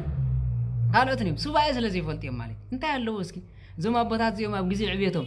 ኣብ ግዜ ክምርቑሉ ዝግብኦ ግዜ ንባዕሎም ተጻልዮም ንዓና ፍቕሪ ካብ ሰኣና እግዚአብሔር ምስጢርካ ግለጽ የለኻ እንዲኻ እዚኦም ብፅዓት ተባሂሎም ብስምካ ተሰይሞም ናትካ ግልገልቲኦም ባዕልኻ ምርሓና ክንብል ይዝግበአና ማለት ስለዘይበልና ግን ኩላትና ንናቆር ንኣብነት እግዚአብሔር ኣምላኽ ካብ ዘለናዮ ኽርተትን ስደትን ክመልሰልና ሕብራት መንግስታት ክረዳአና ኢልና ንጸበይ ስዋይ ኣቲና ሰለስተ መዓልቲ ሰለማዊ ሰልፍ እንተንገብር ዓለም ምልእቲ ሰማዕትና ነይራ ዓለም ምልእቲ ኢትዮጵያዊ ነብሩ ዝንጉርጉሩ ክልውጥ ኣይክእልን ይዝበለ ትንቢተ ኤርምያስ ነብዚ ማለት ንስኻትኩም እኮ ህዝበ እግዚአብሔር ይኹም ብእውነት ብለኩም ኣለኹ ኣዳም ተፈጥሮኮ ኣብ ዓድና እዩ ብዘኹርዕ ቃል ኣነ ክናገረኩም ማለት ኣዳም ተፈጥሮላ ዓድና እዩ መቤታችን ጓል ዓድና እዩ መን እዚ ከም ዝብል ኣይቱ ሄኖክ ወዲ ዓድና እዩ ሰረት እምነት ካብ ቅዱሳን ጥራይ ካብ ሐዋርያት ክንደይ ኢትዮጵያውያን ኣለዉ ወይ ድማ ክንደይ ኤርትራውያን ክኾኑ ይኽእሉ እዮም ኢትዮጵያ ዝብል ስም ዝሓዝ ማለት መሰረት እምነት ስለ ዝኾነት እኮ እዩ ነዚ ዘዛረበና ዘሎ እዚ ኩሉ ክብሪ ስለ ዝሓዝናዮ ዓለም ንዓና ትጸልአና እምበር ካልእ ምስጢር ኣይኮነን ማለት ንኣብነት ኣብዚ እስራኤል ኣለና ከም ኤርትራዊ ገይሩ ዝጽላእ ብእስራኤላውያን የለን ግን ክጽልኡ ዝግብኦም አልሸባብ እዮም ማለት አልሸባብ እዮም ዝቐትልዎም ዝሓርድዎም ወይ ድማ ፍልስጤም እዮም ንዕኦም ካራ እንዳቐትልዎም ከለዉ ንዓና ግን ዓይኖም ኣብ ዝረኣየትሉ ደም ይነጥዑ ስለምንታይ ለካ መጻሕፍትና ሰሪቆሞ ኣብ ሚዚየም ናቶም ኣሎ ለይትን ቀትርን ስለ ዝትርጉሞ ንሱ ዓይኖም ደም ስለ ዝመልእ ንዓና ንሃገርና ጉሕጉሕ ኣቢሎም ኣጥፍዮም ከምዚ ናይ በዓል ኣሜሪካ ተዳልዮምሉ ዝነበሩ ከምኡ ገይሮም ኣጥፍዮም ነታ ሃገር ወሪሶም ንሶም ሰብ በረከት ንሕና ድማ ሰብ መርገም ክንከውን ማለት ልክዕ ከምዚ ናይ በዓል ራስታ ተባሂሎም ተጸዊዖም ዘለዉ ሎሚ ናይ በዓል ላቲን ኣሜሪካ ካብ ኣፍሪቃ ኣውፅኦም ንሶም ባራዩ ናይ ራብ ደረፍቲ ገይሮም ናይ ቆለ ናይ ዛር ሕሕ ዝብሉ ገይሮም ከምዚ ገይሮም ንሶም ግን ከም ድላዮም ናቶም መዘናግዕ ኮይኖም ኣለዉ ኣሕዋተይ ሎሚ መስተውዓሊ ልቦና የድልየና ኣሎ ሎሚ ስዋይ ኣቦታትና የድልየና ኣሎ ሎሚ ናይ ቤተ ክርስቲያንና ምምላስ የድልየና ኣሎ ወዲ ሰብ ኩሉ በጋንንተ ተኣሲሩ ተኽብለኩም ማለት ብዓይነ ጌርኩም ተትርዩ ዝብል ሓደ ግዜ ማለት እስኪ ተዓይነ ክፈተለይ ስክበሉ ነዚ ዝበለኮ እዩ ዓይኑ ተሰፊቱ ሶርያውያን ንዓና መጽኦም ከጥፉና እዮም በጃኻ ከምዚ ኢሉ ንነቢ እግዚአብሔር ኣምላኽ ክዛረብ ከሎ ንዓስኪ ካብቶም ምስኦም ዘለዉ ምሳና ዘለዉ ይበዝሑ ኣበየለዉ ንሕና ውሕዳት ኢና እቲኦም ግን ሽሾ ምድሪ እዮም እግዚአብሔር ኣምላኽ እስኪ ምስጢር ግለጸሎም ስበሎ ግን ቅዱሳን መላእክት መምስ ሰይፎም ራእዩ ማለት ክብርን ምስጋናን ይኹኑ ንሱ ድማ ሓጎስን ደስታን መልኦ እዩ ስለዚ ናይ ኦዝያ ባህሪ ክነስፍር የብልናን ማለት ስለዚ ክብራት ኣሕዋተይ ሱባኤ ነዚ ንብሎ ዘለና ምስጢር ክግለጽ ንብሎ ዘለና እስኪ ምስጢርን ጥበብን ግለጸልና ኢልና ክነኣቱ ስለ ዝግበአና እዩ ማለት እዩ ስለዚ ምስጢር ክግለጸሎም ነቢ ዳንኤል ከምዚ ዝበልናዮ በረከት ንምርካብ ምስጢር ድማ እመቤታችን ቅዱስ ቶማስ ርእይዋ እዩ ቶማስ ዝረኣዮ ክንርኢ ኢሎም ድማ ንሶም እንታይ ገይሮም እዮም ማለት ጸልዮም እዮም ነዚ ድማ እንታይ ኮይኖም ማለት ምስጢር ተገሊጽሎም ትዑ መንፈሳዊ ስራሕ ንምስራሕ ሓምሻይ ማለት ሓምሻይ ንምንታይ ሱባኤ ንኣቱ ዝበሃል መንፈሳዊ ኣገልግሎት ንምጅማር ንኣብነት ሓደ ወዲ ሰብ ወይ ጓል ኣንስተይቲ ወዲ ተባዕታይ ናይ መዝሙር ጥዑም ልሳን ክህልዎ ኽእል እዩ ሓደ ድማ ናይ ምስባኽ ጥዑም ክህልዎ ኽእል እዩ ሓደ ድማ ናይ ኣጋንንቲ ስለ ዝተዋሃበካ ስእልካ ምእታዊ የለን እኮ ሓደ ሓደ ግዜ መቸን ፈለጥና ሆነ ኣብ ሓው ንኣትወሉ ግዜ ኣሎ ስለዚ እግዚአብሔር ኣምላኽ እዚ መዝሙር ባይ ተዘሚሩ ከም ቅዱስ ዳዊት ማለት ኣብ ሳኦል ዝነበሩ ኣጋንንት ዘርሕቕ ክኾነለይ ልምነካ ኣለኹ ፍቃድካ ተኮይኑ ድማ ከምኡ ገይረ ዘሚረ ልቢ ሰባት ክሰብር ሓደ ማለት ዘማራይ እንትኾንካ ማለት ሰባኺ ወንጌል ተኾንካ እግዚአብሔር ኣምላክ ሆይ ከም ዮሐንስ ኣፈወርቂ ቃላት ኣውፅኤ ከም ቅዱስ ጴጥሮስ ቃላት ኣውፅኤ ከም ቅዱስ ጳውሎስ ቃላት ኣውፅኤ ልቢ ሰባት ክትርትር እንደሆነ ናብ ንስሓ ክመልስ ኣብ ልሳነ ይሕደር ፍቃድካ ተኮይኑ ድማ ምስጢርን ጥበብን ግለጸለይ ስብከት ክጅምር ይባል ቤተ ክርስቲያን ኣነ ዘጉየን ነገር እንድሕራሊ ብፍላይ ኣብ ቤተ ክርስቲያን ክቡራት ኣሕዋት ብእውነት ኣብ ስዊዘርላንድ ኣብ ኢንግላንድ ኣብ ሆላንድ ኣብ እስራኤል ኣብ ኣሜሪካ ኣብ ኣውስትራልያ ክትህሉ ትኽእሉ እዮም ብዘይገድስ ማለት ቤተ ክርስቲያን ክትሃንፁ ደልዮም ተሃንፁ ስለ ዝደለኹም ምእመናን ሰልዱ ዋፁ ጉሕፍ ኣቢልኩም ሰበፃኹም ቤተ ክርስቲያን ኣይትስራሕን ስለምንታይ ዘይተሰርሐት ነዚኣ ሓሲብኩም ላ ትፈልጡ ዶ መጀመርያ እግዚአብሔር ኣምላኽ ኣብቲ ዘለኹም ዓዲ ቤት ኣምልኾ ናይ እግዚአብሔር ኣምላኽ ታቦቱ እትሰርሕሉ ቦታን ግዜን ወሲኑ ብስባይ ነጊርኩም ዳይ ነገረኩም ንኣብነት ኣብ እስራኤል ሓደ ዘውጎ ነገር ኣሎ ማለት ኣብ ኢየሩሳሌም መሬት ክግዛእ እዩ ንኤርትራውያን ተባሂሉ ኣነ ዘቀደማዮም ብሙሉና በቃ ኩሉ ሰብ ኣወፊዩ ገንዘብ እንኳን ቤተክርስቲያን ክስራሕ ዳይናይታ ቤተክርስቲያን የለን ማለት የለን ከምዚ ኩሉ ኣብ ኩሉ ዓዲ ከም ዘሎ ዝፈልጥ ማለት ኣነ ግን ንኸም ዘይኮንኩ ዝቃወሞ ወይ ድማ ናይ ወርሕ ደመወዝ ናይ ክልተ ወርሕ ደመወዝ ሰለስተ ወርሕ ዝብሉ ዝነበሩ ዘይኮነ ዘጉየኒ ናይቶም ገንዘብ ነዋፅእ ዝበሉ ዘጉየኒ ምክንያቱ ብዓይን እግዚአብሔር ዘይኮን ሪኦ እሞ ብዓይን ክህልወና ኣለዎ ጥራይ እምበር እግዚአብሔር ፈቂዱ ዘይፈቀደን ማለት እግዚአብሔር ኣብ ኢየሩሳሌም ነቦታትና ዘዕርፍሉ ንስኻት ምስገነሉ ቤት ክንሰርሕ ደሊና ፍቃድካ ተኮይኑ ሪኤና ይባሃል እሞ ፈቂደልኩም ኣለኹ ኪዶ ክብል ከሎ መሬት ይርከብ መሬት ምስ ተረኸበ ድማ ገንዘብ እግዚአብሔር ንሕና እኮ ጉልበትና ነፍስና ናይ እግዚአብሔር ኩሉ ድማ ከማይ መፍሰሰ ነይሩ እንተ ዘይኮይኑ ግን ትገንዘብ ምስተኣከበ በሙሉ መሊሱ በመቋሚያ መዛበጥ እዮም ኮይኑ ተሓደ ናቱ ይስሕቕ ተሓደ ናቱ ሰበኻ ጉባኤ ናቱ ይዛረብ ኣመመናጫት ኣሕዋተይ ሰልዲ ክትህቡ ከለኹም ንስኹም ተጠንቀቑ እቶም ቤተ ክርስቲያን ክስራሕ ዝብለኹም እግዚአብሔር ብሓቂ ድዮም ክሰርሑ ደልዮም ምስጢር ጥበብን ግለጸለይ ገንዘበይ ሂበይ ኣብ ሓጢኣት ካብ ዝኣቱ ንዕኦም ካብ ዘባእሶም ግለጸለይ ይበሉ ብእውነት ለምኮ ክንሪኦ ከለና ኣብዚ ከምዚ ጌርካ ናብዚ ቤተ ክርስቲያን መባእ ምውዳቕ ሓጢኣት ኮይኑ ስምዐና ግዜ ማለት ንሕር ዝበኣስሉ ኮይኖም ታገደሰኩም ንዓድኹም ዘይትልእኽዎ ገንዘብ ክንደይ ቤተ ክርስቲያን እንደሎ ዓለባ ሳሬት ዝበፅሖ ክንደይ ከሎ መጋረጃ ዘይብሉ ክንደይ ከሎ ጠባብቕ ናብ ቤት ታቦት እንዳኣተዋ ክንደይ ምጽዋተ ቅዱሳን ዝበል ክንደይ ከሎ አንጨዋኣትያ ንዋያተ ቅዱሳንን መጋረጃ ቤት መቅደስን ትቀድድ እዚ ዶ የጉየኩምኒ እዚ ኣይጉን ታዲያ ነዚኦም ገንዘብካ ካብ ማሃብነብቲ ዓዲ ዘሎ በረኸት ሰሪድካ እስኪ ትረእይዎ ናይ በዓል ገዳም ደብረ ቢዘን ክንዝኣክል ዕድመ ዘለዎ በዓል ደብረ ሲና ክንዝኣክል በረኸት ረድኤት ዘሎ ግን ረዳእ ይብሉን ገዳም በዓል ኣብነ ዮናስ ተረክቦም ነገሪ በዓል ማርያም ኣይላ ሰብ ከማን ይብሉን ታዲያ ረዳእ ስለሰኣኑ ኮይም ነዚኦም ማሃባ የጽድቕን ኣነ ከምዚ ካልእ ተቃውሞ ኮይኑ ይስምዐኩም በር ነዚ ሎም ዘሎ ቤተ ክርስቲያን ኣብዚ ንኸማኻ ሰርሒ ዝኣቱ ዕሽርካ እንታይ ኢልካ ትቦ እዚ ድንቁርና እዩ ሓጢኣት እውን ማለት ከማኻ ሰርሒ እንዳኣተወ ከሎ ዕሽር ነቲ ካህን ክትቦ ከለኻ ንሱ ከይሓፍርኒ ይድወጥ ዘብል ማለት ዝወደይ ናብ ቤተ ክርስቲያንካ ስደዶ ክብል ኣነ ሰሪሐ ዝኣቱ ነብሰይ ባዕለይ ዝኣሊ ንስቡ እንዳኣለይ በቲ ኻናትካ አይደል ማለት ስለዚ ጸዲፉ ስለዝኾነ ራእይ እግዚአብሔር ይብሉን ማለት ስለዚ ክብራት ኣሕዋተይ ንቤተ ክርስቲያን እኳ ክበሃል ከሎ ቤተ ክርስቲያን ክስራሕ እንተኮይኑ ፍቃድካ ድይልካ ጸሎት ጌርካ ምኽፋል ዝበለጸና ከምኡ ክንገብር ይግባእ ከምኡ ነይሩ ቤተ ክርስቲያንና እግዚአብሔር ታቦትካ ኣምፂና ኖ ታቦት መን ክንገብር ኢልካ እኳ ስባየቶ ወይ እንተ ዘይኮይኑ ዕጫ ይግበርሞ ሰለስተ ተረቂሖም ቅዱስ ጀወርግስ መድኃኔ ዓለም እመቤታችን ይበሃልሞ ረቂሖም ጫሕም ሰበልዋ ዝበፅሐት ኣኽቢሮም ኣዋፂኦም ድማ እንታይ ገብሩ ነይሮም ማለት ታቦት ሰርሑ ሎሚ ግን ከምኡ የለን ሓደ ሰባኻይ ተኮይኑ እቲ ዝህብ ንሱ ኣብ ሰማያት ቤቱ ክስረሐሉ እዩ እግዚአብሔሩ ሕጉስ ወሃባ እዩ ዝፈቱ ኢሉ ልቢ ትርትር የብለት ሰብካ ለዋሂ ካብውን ላዕሊ እንታ ክዛረብ ናይ እግዚአብሔር ዕዳ ካብ ንሕዝ ኢሉ ፈው ይብለሉ ከምዚ ናትና ለዋሂ ህዝቢ ንኹሉ ዓለም ይፍጠረሉ እንታይ እሞ ኸውን ዋና እንደሲኢኑ ኣላይ ሲኢኑ ኣቦ ሲኢኑ በመራሒ ይብሉ በሃይማኖት ናይ ሃይማኖት ኣቦ ይብሉ ስጋ ብጅ እኮ ዘለናዮ እኮ ብቸርነት ናይ ቅዱሳን እኮ ናይ እግዚአብሔር ቸርነትን ብልመና ናይ ቅዱሳንና ስጋ ብጅ ዘለና ማለት ስለዚ ክብራት ኣሕዋተይ ነዚ ነገር እዚ ኣብ ሱባኤና أزينا أتبعنا خن حزي جبا مالي سلازي حمشاي تايلنا مالتي حمشاي منفساوي سراح نمسرح زبلنايو بيت كريستيان كخون خير أقلقلوت كخون خير ويدما أنا كم زي عدي سبكت على كتبايلو حدا سباق خصوع خير فقاد كادي لو حتى تعلو نابنت هواريا قدس باولس ناب حدا عد خير ديابلس كارا خرو خلندري هات محواتينا باخون كمس حارق زي كونه سلسته غزي حاسبي تخونه ግን መንከልከለኒ ማለት ዲያብሎስ አገተኒ ወይ ከልከለኒ ብል ማለት እንደገና ናብ ሓደ ቦታ ድማ ክመጽ ከሎ አነ ናባኹም ክመጽ ሓስብ ነይረ እንተኾነ ግን እግዚአብሔር አምላኽ አይፈቀዶን ስለዚህ እንተ ተኻይሉ እግዚአብሔር ይልምነለኹም ባኹም ገይረ ክሓልፍሞ ተቃባኹም ትህቡን ምጽዋት ዲዩ ካለ ነገር ቦ ሒዘን ኢየሩሳሌም ክሓልፍ ደስ ይብለኒ ስለዚህ እግዚአብሔር ድማ ይልምነለኹ ተመልከቱ ሰላም ይልዎም ክሓልፍኳ እግዚአብሔር አምላኽ ሓቲት ይኸይድ ከም ዝነበረ ይረዳና ማለት ቆም ድማ አጋንንት ካብ አካልካ ንኸወጽልካ ሱባኤ ይድሊ ካብ አካልካ ካብ ነፍስኻ ክላቀቁልካ ነዚ ድማ እንታይ ማለት ኩሉ ግዜ እንሪዮ ከለና ኖ አውሽጣይ ኮይኑ ዝወገአኒ መንፈስ ነበረ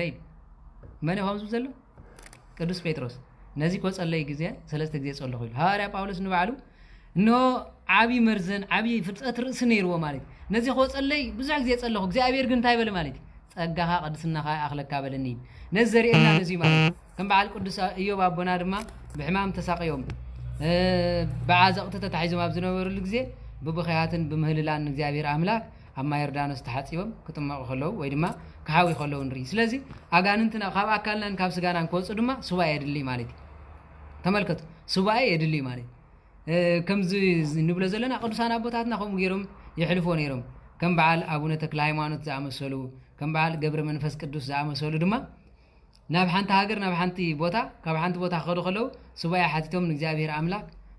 ለሚኖም ይኸዱ ነበሩ ስለዚ እዚ ልመና እዚ ስለዝጠፈና እዩ ኩላትና ፈዚዝና ናዊዝና ዘለናና ነዚ ሱባኤ እዚ ክንሎምዶ ይግባእ ክብለኩም ደልየ ሓራይ ንሎም ዓንቲ 5 6 በጽሕና ኣለና ማለት መንፈሳዊ ስራሕ ንምስራሕ አጋንንት ምምጻእ ከምኡ ድማ ከምቲ ትማል ዝተማሃርናዮ አቡ ማርቆስ ወንጌል ጎይታ አጋንንት ዝሓደሮ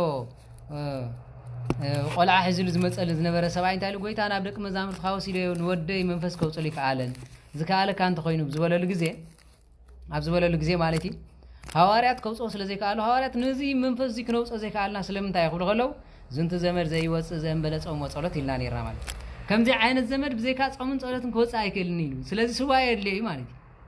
ሱባኤ ጌርካ አጋንንት ዝወጽእ እምበር ከምዚ ናይ በዓል እዩ ጭፋድ ዝበሃል ኣብ ኢትዮጵያ ዘሎ ካራተ ገይረ ከውጾኩሜ ከምዚ ዝበሃል የለን ማለት ስለዚ ማንም ሰብውን አጋንንት ከውጽእ ዝኽእል ብሱባኤ ሓቲቱ ንእግዚአብሔር ብቃል ኪዳን ተዋሂቦ ድማ ሱባኤ ሒዙ እግዚአብሔር አጆኻ በዚ ስምዚ ጸውዕ አነ ድማ ረዳእ ኾነካ የተዘይልዎ ከገብረ ይክእልኒ ስለዚ ከምዚ ጌርና ኢና ክንከይድ ዝግበአና ማለት ስለዚ ጽባሕ ድማ ኣብ ግዜ ሱባኤ እንጥቀመሎም ስርዓታት ከም በዓል አንደበትካ መቁጣብ ኣብ ሱባኤ ወቅቲ ኣብ ዝሕካ ምጽላይ ብመጠን ምምጋብ ብሱባኤ ወቅቲ ኣብ ዝሕካ መምሃር ወይ ድማ እንታይ ዝበሃል ስግዳት ምብዛሕ ኣብ ሱባኤ ወቅቲ ኣለባብሳኻን ምስትኽኻል ዝብል ጽባሕ ክንሪኦ ኢና ማለት እዩ ምናልባት ግዜ ከይነውሐኩም እንተሃሊ ግዜ ድማ ንቅጽሎ ንኽእል ኢና እስክጽና ሓሳብ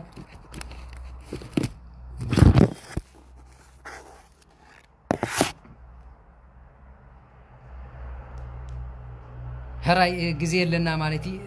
10 ደቂቃ ግዜ የላትና መስለኒ ተዘይተጋገየ ይነውሐና ኣሎ እንተኮይኑ ከዓ ርእይቶኩም ሃቡ ሕራይ ናይ መጨረሻ ኣብ ግዜ ሱባኤ ክንገብሮ ዝግበአና ቦታ ይቕሬታ ክንገብሮ ዝግበአና ነገራት ንዝብል ክንሪኦ ኢና ማለት እዩ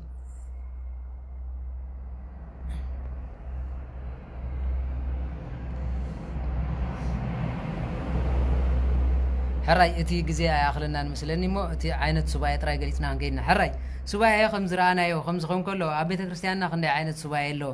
ንዝብል ኣሎ ማለት እዩ ናይ ግሊ ሱባኤ ዝበሃል ኣሎ ናይ ማሕበር ሱባኤ ኣሎ ናይ ኣዋጅ ሱባኤ ኣሎ ናይ ግሊ ሱባኤ ከዓ ኣብ ክልተ ክፈል ማለት ሓደ ዕፁብ ሱባኤ تحاد ويدما سباي أرممخ بحال كله تحاد دما ناينسها سباي بحال مالتي نزي حدا بحدا كنرينا ناي قل سباي زبحال نسخة بقول لخان እግዚአብሔር አምላክ ትደለ ነገር بحبو እግዚአብሔር አምላክ ትልምኖ ልመና እዚ ናይ قل سباي بحال مالتي بقول لخا እግዚአብሔር እዚ ገብረለይ ከምዚ ድማ ኾነለይ ኣነ ድማ ከምዚ ኾነለይ ኢልካ ጽልዮ ናይ قل سباي بحال ናይ ማሕበር سباي زبحال بمحبر أواج أما حبر تعلقها كم زين نقبر نز نجر زيك سلطنا كم زيرنا نمهلل كم زين نجرنا نبل زبلالو ناي أواج سواء زبهالجن ببيت كريستياننا ناي أواج سواء الله ناي أواج سواء نعمت شوعات سواء تاتيلو مالتي صوم دهنت صوم نبيات صوم هواريات قسقام صوم نووي 4 صوم هدادي نبلو مالتي زيهم بمولو شوعات يوم صوامات انتايم زبهال مالتي ناي أواج صومات ما نم كريستيان نزي قدن يخصبوا مالتي ببيت كريستيان تعوجوا بليقاونت علوتن معالتن تقميرو صحاف سلازخونه زينتا يزبال مالتي ناي اواج سباي ناي محبر سباي يزبال حانت محبر ويدما حانت بيت كريستيان بتزغاطما ነገር ويدما بتسدلي ነገር اتي نايتا قدام ويدما نايتا بيت كريستيان قش غبز زوجو اواجي مالتي ويدما ناي حدا عدي حدا ويدما ناي حدا عدي مراحي نعو إلو أوجو زصوم صوم أزينتاي بحال مالتي ناي محبر سباعي مالتي سلازي محبر نعو كم زي قات من الناس لزلو سباعي نقطيلو سلازي أبيت كريستيان ناكوز خلونا هاجرنا زقات حتى بيت كريستيان قات أكل نير أتم سبات كل سبت أميمي نعو زبل كهان كويلن مالتي أنا غاب كل زوجيني دقاقي ما قبلكم أبي يرسالم زنبر خاناتي أقول له وتهمس يوم سباعي نحز لهم زي فلتو مالتي نمو خانو سباعي ونا يفلتني كم زخالي مسلم بر بزيك شكل مغتار كلا يفلتني أبزي أمسيهم زم دك أي نعوب زي أبير كم معات كنت لنا نهاجرنا إيرترا خذكرة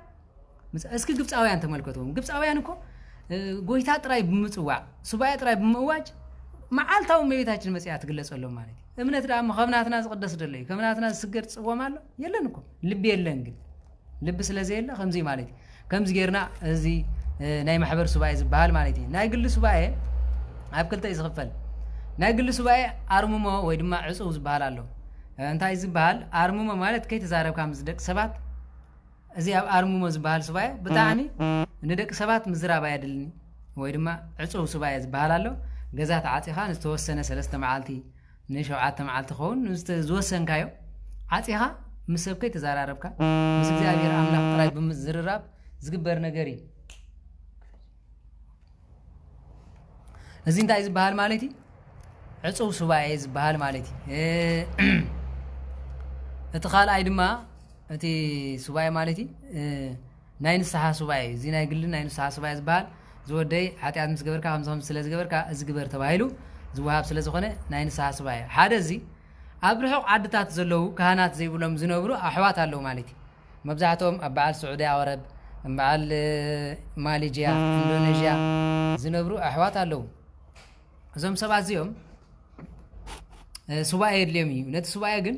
እንታይ ማለት እዩ እግዚአብሔር ምስጢሩን ጥበቡን ገልጸሎም ስለ ዝኾነ ወይ ድማ ሓጢኣቶም ይቕረ ክብለሎም ከሎ ንማንም ክነግሮ ዝኽእል ካህን የለን እንታይ ዳ ክገብርለዎም ተተባሂሉ ኣብቲ ዘለዎ ኮይኖም ሓጢኣቶም ይጽሕፉምሽ ሓጢኣትኩም ጽሒፍኩም ኣብቲ ብዕራብ ሃገራት ኣካል እትነብሩ ሓጢኣትኩም ጽሒፍኩም ብምሉእ ኣብ ትሕቲ ስእሊ ናይ ቅዱሳን ትገብርዎም ካብዚ እኔው ሓጢኣተይ ይቕረበለለ ኢልኩም ሓጢኣትኩም ጽሒፍኩም ስጋብ ካህን ትረኽቡ ከም ካህን ከም ዝኣተኹም ንስሓ ከም ዝኣተኹም ጌርኩም ትወስድዎ ማለት እግዚአብሔር ንስሓኩም ይቕበለልኩም ሓጢኣትኩም ጽሒፍኩም ነታ ሱባኤ መዓልቲ 7 መዓልቲ ይኹን ካልእ መዓልቲ ትጽበይ ድሕሪ 7 መዓልቲ ግን እግዚአብሔር ከምዚ ጌርካ ሓጢኣተይ ኣቃጽለልካ ኣቃጺልካ በእሳት ሓጢኣትካ ወዲእኻ ኣላ ካብኡ እኔው ግን ሓጢኣት ከይትገብሩ ማለት ብእግዚአብሔር ጽሑፍ እምነት ስለ ዝኾነ ማለት ድሕሪና ካህን ኣቦኹም መስከርኩም ሓፂር ተነገርኩሞ ጽቡቕ ተዘይተኻይል ድማ እግዚአብሔር አምላክ ዝሰኣኖ ነገር የለን ማለት እዚ ግን ከም ምኽሪ ዝነግረኩም ዘለኹ ከም ሕጊ ጌርኩም ኣይትወሰድዎ ማለት ስለዚ ነዚ ስለ ዝኾነ ሱባኤ ምእታው ዝበሃል ነዚና ሱባኤ ኣታኣታትዋ ስነ ስርዓትን ከምዚ እዩ ስለዚ ነቲ ግዜ ስለዚ ኣኽልና ጽባሕ ድማ ከምቲ ዝበልናዮ ኣብ ማሕበር ሱባኤ ኢልና ኩሉ ካብተ ተዛረብና ኣብ ሱባኤ ዘድልዩ ምኽረ ካህን ድዩ ካልእ ድዩ ከምቲ ዓንተበይ ዝገለጽኩልኩም ኣላባብሳኻ ኣካዳድናኻ ኣደቓቕሳኻ ከይተረፈ ሱባኤ ዝገብር ሰብ ንቁልቁል ኣፉን ንላዕሊ ኣፉን ኣይድቅስን እዩ ነውሪ ማለት እዩ ብፍላይ ጓል ኣንስተይቲ ንቁልቁል ኣፋ ክትድቅስ ዓገብ ሓጢኣት ኣይፍቀድን እዩ ንላዕሊ ኣፋ ክትድቅስ ኣይግባእን እዩ እዚ ኮ ኣዴታትና እኮ ክንደይ ፀርፋና ነይረን በዓለ ከምኡ ኢልካ ክትድቅስ ይበሃል من جنيا زبها الحمام بويز مت أجان أنتي بالعلا خوينا من راقبها تحت خوينا من راقبها ما هات أنكاي ركس مالي سلازي سوايز حسب تشغل اللي كم زي مخانو سوايز راح زي كونه الدقائق سنة نقول نيمان نتسقى من بر تزرقي كم زي الكاونا يدكسني مالي أجاوب على بفلا أقوال نستيتي مالي هذا نسو أبوتات نادم ما نتنكاي أقوال نستيتي نلعلاف على كساتة أنها دفار مسيقة تفقد فراس غير مالي سلام إذا نجار ذكر دوك ماله قالن ستيتي أو أفدق دو كتولا يجبان ما نفس تخوص إنك أقول يوقو واصل زخون إنك دعاء ندق خد قبر يجبان سلام تاي أقال أنت يوقو واصل زخون أزي كم زقليل نجار غيركم ما يتوصلوا مالي كبر قام حلا زو مسلو يلن كم سلا زخون يكونن زي أكلكم زي سجاهم زي كرتكم حيث كنت خراز اللي خن مالي سلازي نز نجار أبس وايد ما أكرادنا أنا الله باب سانا الدقائق سانا كم يكون كم زقبو كن مهارينا مالي سلازي بزودا سلازي خونه قال أيكم فالك نقبر لينا نلوم عن تجن እግዚአብሔር አምላክ ዝመሃረና ዝገሰጸናን ክብሪ ምስጋና አምልኮ ዳሴ ንዘለ ዓለም ንዕይኹን ነው ስለዚህ በዚህ መጠን እንሎም ማዓንቲ አብዝ ወዲና ለና ማለት እዩ አምላክ ቅዱሳን ሰማዕና ይኹሉ አብዝነ ልቦናና ይሕድሮ ሰሚዕና ንምትብጋር ድማ ይብቃዓና ወስብሐት ለእግዚአብሔር ወለወላዲት ድንግል ወለመስቀል ክቡር ይታኮት ወይሰባህ ስሙ ለእግዚአብሔር አምላክ አበዊነ ወትሮ ወኩል ጊዜ ወኩል ሰዓት አቤቱ ናይ ሰራዊት ጌታ እግዚአብሔር አምላክና ዝነበረትና ሰዓት ኩሉ በቅድስናኻ ቆይምካ እነሆ እዘነ ልቦናና ከፊትካ ክንሰምዕን ክንዛረብን ዝገበርካና ስኻኻሞ ክብርን ምስጋና ንዓኻ ይኹን እግዚአብሔር አምላክ ወይ ንመዓልቲ ብብርሃን ዓጅብካ በቅዱሳን ከቢብካ ዘውዓልካና ስኻኻሞ ክብርን ምስጋና ይኹን እግዚአብሔር አምላክና ንብርሃን ሓሊፉን ጸልማት ተተኪያ እነሆ ናብ ድቃስና ንኸደላ ሰዓት ያሞ እዛ ተፍርሕ ለይቲ إنه عمسات صلماتن موتن زخنت ليتي نزيع حلفنا بنستحى بقينا نتم صباح برهانهم كريم كابتن كتلاقيهم بنستحى زحصو سوات كتقبرنا نمحص انا كالنا استرفق زينان ساعتنا نو بارخلنا قدسلنا ليتنا ليتي ايقوب قبرلنا نسباي بقعات نمستيرو زغلصلهم كتقبرلنا دما نمحص انا كالنا قدست دنگل ولايت املاك دس يبلكي بملجا خزقوم كنا نصهت دينا دس يبلكي استرفق زينان زترف ساعتنا بقدسنا خنا حالفو نافقر ودخي لمنلنا حريان قدسان እግዚአብሔር አምላክ ናይ ዝዕለት انه بسماعتنتو بدمون እግዚአብሔር አምላክ ዝመስከረ ሊቀ ዲያቆናት ቅዱስ እስጢፋኖስ እግዚአብሔር አምላክ ምስጢሩ ገሊጽሉ ቆም ድማ እግዚአብሔር አምላክ ነው ይርየለኹ በየማን ወዱ ተቀሚጥሎ ኢሉ ምስጢሩ ዝገለጸ ጻድቅ ቅዱስ እስጢፋኖስ ወይ ምስጢርን ጥበቡን ገልጸልና እግዚአብሔር አምላክ ለምነልና ታሪክ አባታችን አብነ ገሪማ በረከትኩም ረድኤትኩም ይحضرልና ሊቀ መላእክት ቅዱስ ሚካኤል በመስቀልካ ባርከና አሜን እግዚአብሔር አምላክ ምስኩም ይኹን ክፉ አይርከብኩም በረኽለይቲ አምላክ ቅዱሳን ምስኩም ይኹን አብ ጸሎትኩም ዘክሩኒ